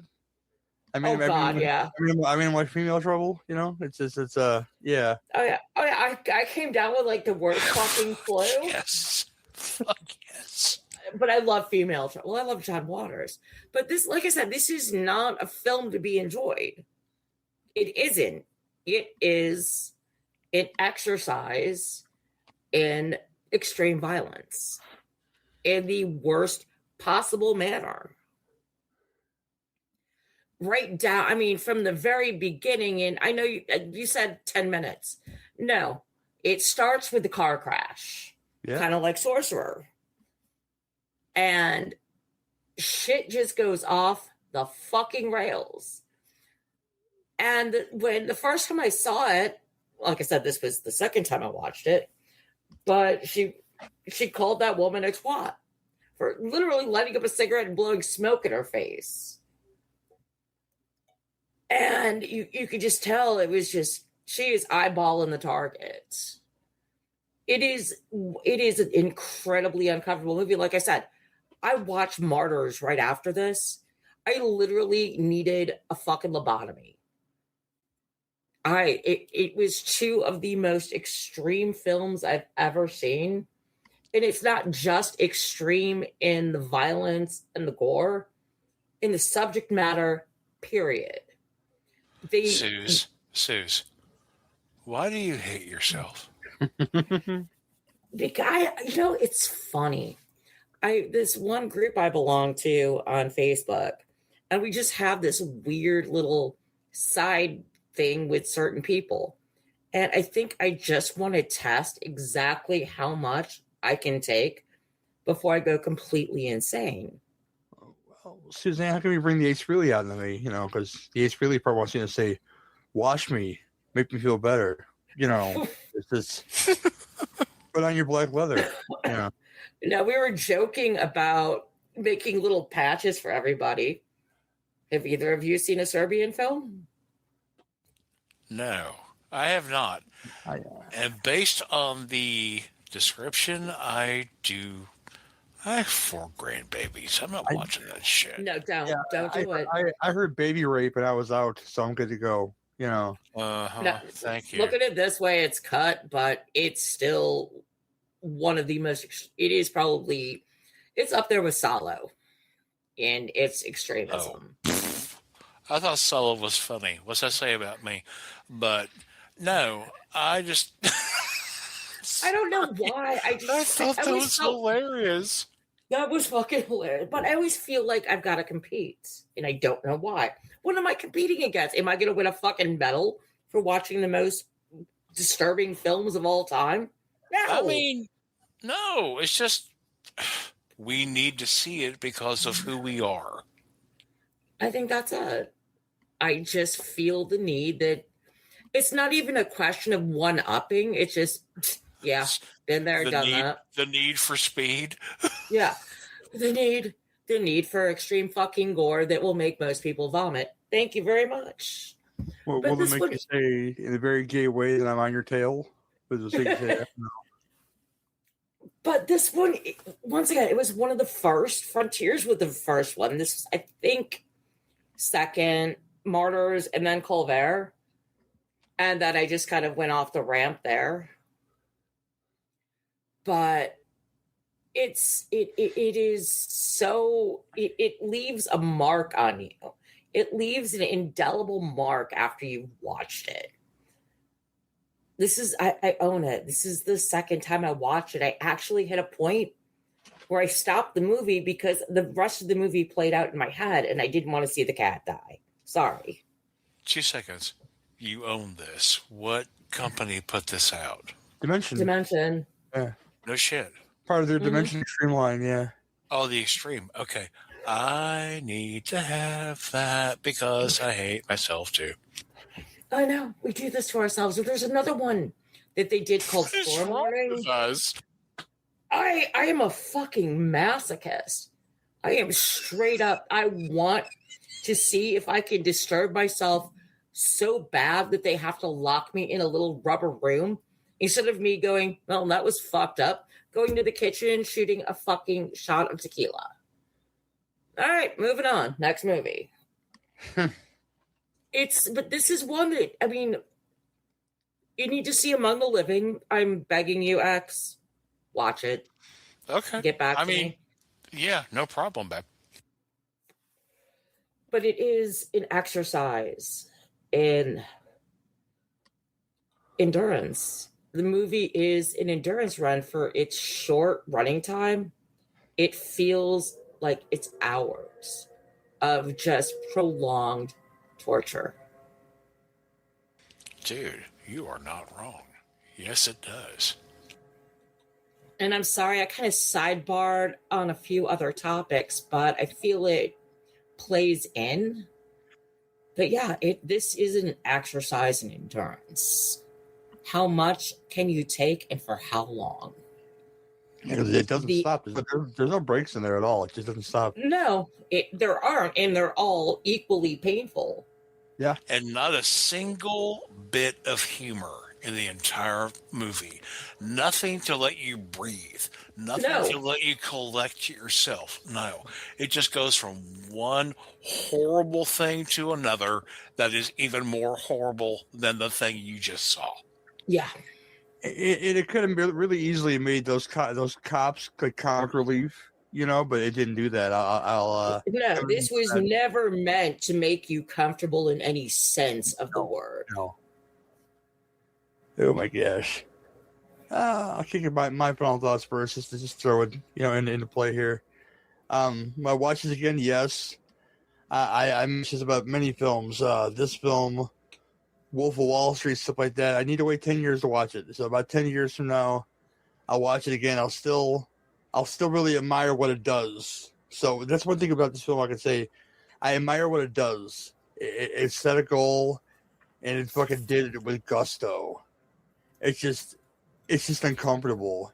It did its job in that sense. It made you feel uncomfortable, and that's what its goal was. The subject matter warranted it. The tragedy warranted it when you find out at the end what happened. I think, yeah, I dug quite a bit, and I'll leave my thoughts there and kick it to Suzanne. All right, my thing between the two movies, one is visceral, one is psychological. One will make you kind of slightly cross your legs. The other will make you want to go scour a layer of skin off. One maybe needed a fucking notebook to stick in front of my pants there when I walked on the streets, is all I'm saying. But I think they're both products.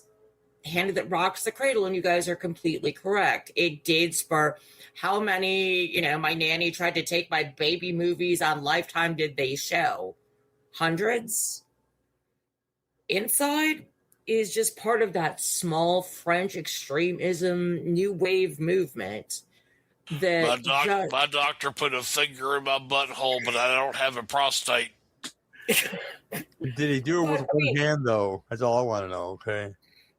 Well, if he used two, then, dude, there's some issues there. my mind went there already, again, so you know. But, I think they're both, for the 90s and The Hand That Rocks the Cradle, at that point, it might have been a bit extreme for the mainstream movie-going audiences. Inside, or Lentitia, is an exercise in endurance. How much torture and pain can you watch before you snap? It was beautifully done. The CGI baby was, I have to admit, at times it made things even more uncomfortable. But I think there's a lot to be said for the subject matter. And, the mama bear mentality. So I'll leave it there. Cool. X.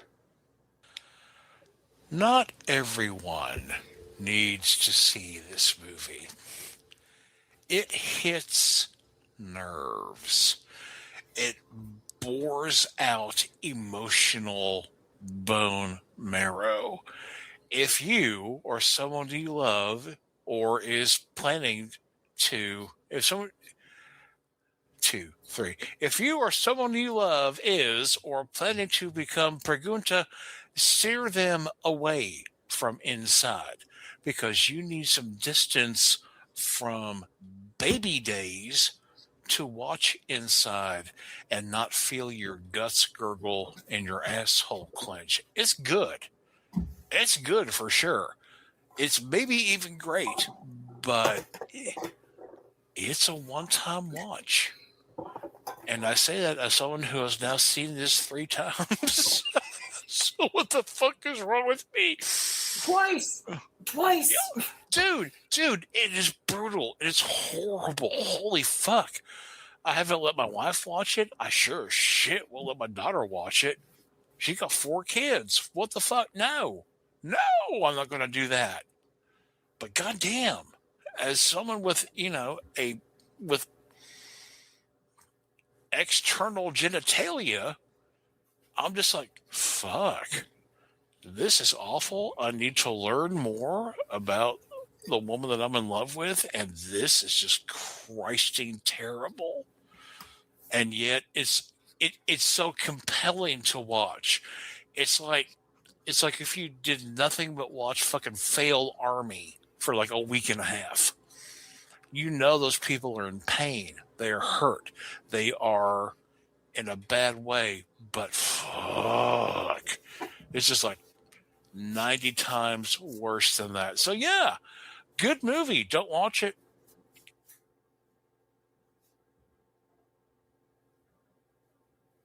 Ooh, man, oh man.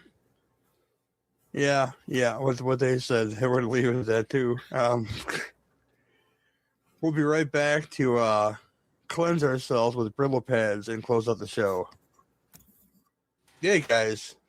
Happy Mother's Day, like I said once again. I hope you enjoyed our banter about vaginas and blunt objects and, stealing babies in more ways than one and making bad song lyrics and making them worse, and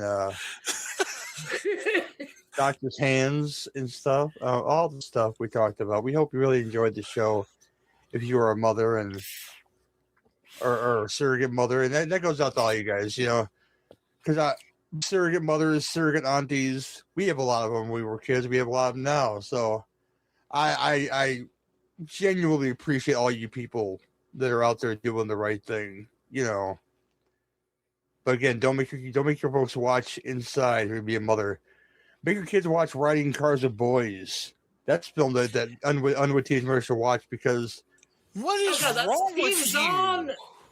you? Steve Zahn has bad friends. Well, no, he is the bad part of that movie because he's the deadbeat dad in that movie, and that's right, he is a deadbeat dad. That unfortunately, fuck him in that movie. That unfortunately is the reality of today. Is the deadbeat father, and the woman that has to raise her kid on her own. So I think, as a watch, if you're going to be a mother, I think it's very important to watch that movie. It just watch Kramer versus Kramer because shit, yeah. Fuck it, thank you. Yeah. I love that. This is my era of I want to watch something psychologically devastating. Kramer versus Kramer. You don't get that ice cream. I swear to God, if you go up and get that ice cream, I'm gonna spank you. Oh. Oh, so this show upset you. We're sorry, but not sorry. Now we're totally not sorry. Yeah, I'm never sorry about my shit. No. Enjoy your special dinners, your special time.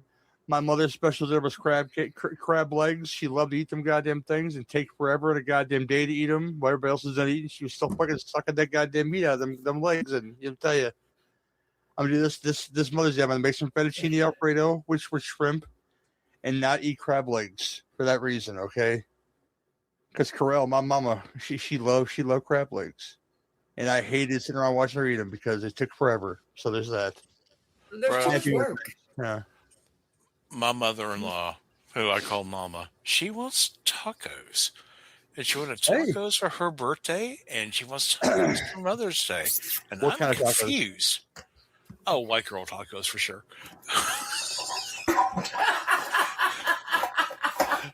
Like no tongue, no burrilla, no lingua, no burrilla. I love hamburger tacos still to this day. It's one of those things from my especially poor days that you can put it together with like 3 ingredients, and you know what? You have hamburger tacos. So much like the ghetto ice cream, I love hamburger tacos still. Okay, and that's where we're at. But let me say this, and I don't want to offend anybody or make anybody sad, but my biological mother, we went up there last weekend, and we gave her planter boxes for her porch railings and wave petunias, and it was sweet because that's the shit that she loves. And for Mother's Day, we're giving a mother-in-law, my cootie's mother, and we live here, so of course she's my mama too. And we're giving her a new porch swing, which she hasn't had in fucking 5 years. So be good to your mothers as much as you can. I mean, I know a lot of you have had terrible experiences with your mothers, and I get it. If you can, and that's if you can get past it, please be good to your mamas, because that's an important thing of being a good human. I'm sorry. I'll be quiet now. Go ahead. No, you're cool. Let it roll. Yeah. Let it roll. I had many That folks. was amazing. I call mom and dad. Rico, one of my best friends in the world. He was on the very first episode of the show, actually. His mom, Teresa, I still call her mom to this day because you spend enough time at somebody's house, and they're close to you. You call them mom. I call Dude, they feed you. They give you fucking unsweetened orange Kool-Aid. That's your mom. My friend Wally, yeah. I call Walter Sr. I call him Dad all the time because I told him I ain't got no dad no more. So you're gonna be that guy now. It's just my mother loves you, Gary. I know. I love your mom too. No, she considers you one of her own. Well, I appreciate that about her. I appreciate it about her totally. Oh boy, but yeah, love them, love all the mothers. It's good stuff. But next up, we'll not have to talk about blood and vaginas and violating vaginas and all the stuff. Well, maybe some vagina violation. I'm not sure, but motorcycles, sex, sharing lollipops among children, Iggy Pop in a wash tub, Johnny Depp, Elvis Presley. Yes, all these things. Roustabout and Crybaby starts the Rebel Without a Pause month. And we're going to have none other than Richard Glenn Schmidt with us from Hello, This is a Doom Show. I would call it a legitimate podcast compared to my own because Richard does it so well. And I love this guy. I wrote him a show for like 3 years now. I said, I owe you a show, dude. You're going to come on. This is what we're doing. This is the one that he chose. So you may hear more of Richard in later episodes, but next time he will be on the show, and I'm looking very much forward to that show because I love that guy, and he's nuts. He loves garbage. That's what I love about Richard. The better garbage, the better. The more Cameron Mitchell of it all, the better. As he said in his show, the lambaba, the better. All the stuff. Yeah, that's next episode. And I'll kick it to you guys. You got something to push. Jeff X, you got something to push there? I have nothing to plug. There are books out there that I wrote somewhere. Go to Amazon, look for Jeffrey X Martin, and that's probably where you'll find shit. I got articles of Biff Bam Pop. Biff Bam Pop, not Buff Bomb Pop. Bitty bong. Ding dong. Well, you got like kind of the British going on there, so yeah, I would go with that. Hello, video. Look, there's a new show coming someday. Things have been crazy. Life has happened, so we're sort of pushed back on that pre-production, but it is really happening, I promise. And beyond that, if you want some, come get some. I'm at Tenebrae Wyatt at Blue Sky, and that's really all I've got, except Happy Mother's Day, you bunch of mothers. Oh, if I could, I'd play that fucking Redneck Mother song at the end of this, no problem. Up against the wall, Redneck Mothers. Thank you, Jerry Jeff Walker. So we sing many songs on this show. We have no right to sing any of them, but so you're welcome. None. Yeah, so I'm sorry. If you get a DMCA strike, I'll be surprised.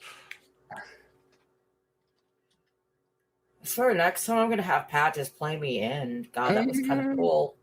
Oh, that's how you get busted for copyright, babe. Come on now. No, how to play this original. Because we're making millions of dollars on this show. I'll say this We again. sure are. Hot damn. Just splitting it up like we're at the fucking Cashville, Kentucky. I need my monocle and my cane. I just let the whores right out the window. That's all I do now. Yeah, I can afford that. They get off my dick. Equipment. They get off my dick and they're right out the window they go. I can afford that action, because this lovely show right here. The copyright laws I failed to do. That's what I'm talking about. You DCMA bullshit. Yeah, exactly. But yeah, I can eat my dick. Yeah, precisely. Strike me, dickhead. New stuff coming this summer. I gotta say this again. Mark, our own Iris, and one of my mentors, Mr. Mike Murphy, are bringing back the Blood Blast Boobs and Blood Blast BB and BC podcast. Put it that way, okay? Yes, that show's coming back.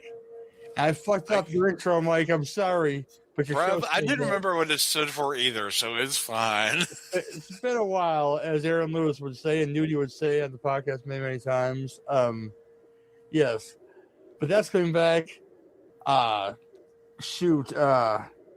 Tentacles and Chesticles is finally coming, hopefully soon, with myself and Bill Cassidy, where we're talking about Devilfish for the very first time, for the very first episode. Oh God, that has both of those things, and I'm structuring the show right now. I have written down a notebook how I want it to go. And I'm going to throw a little flavor from our friends at the Short Bus Cinema. I just got 12-inch singles, Oingo Boingo's Dead Man's Party, and Weird Science. And I maybe think about Johnny Krug real bad. And that was something he enjoyed doing with Ricky. So I'm gonna put some elements of that show in that show, because again, I'll say this every day and twice on Tuesday.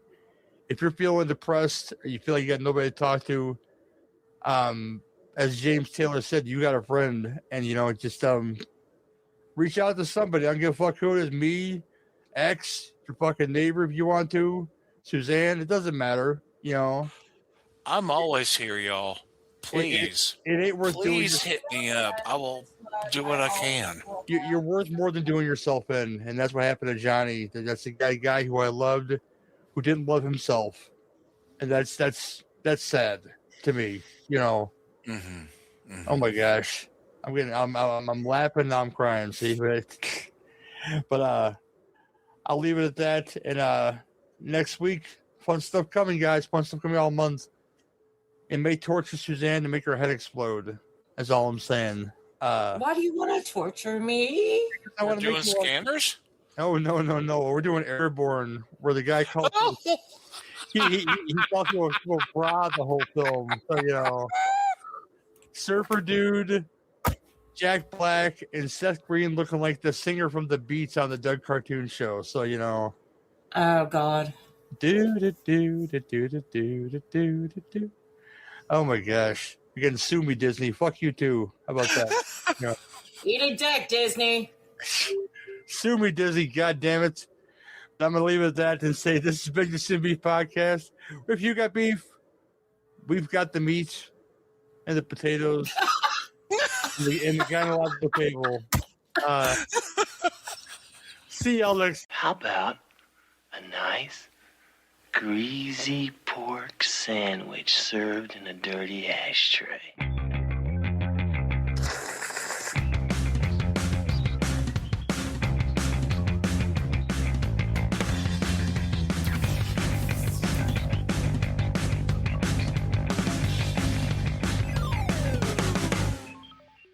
There's a reason I've never dated anybody who is blonde, because they're not Dolph Lundgren. I saw Rocky IV, and I'm like, no blonde men for me unless it's Dolph Lundgren. You don't want him to invade you like Russia? You don't want him to do that for you now? Oh, he can invade whatever the fuck. He's gonna get in the bedroom, just stand at the bedpost and say, "I must break you." And then you say, "Go for it," Oh and my and please.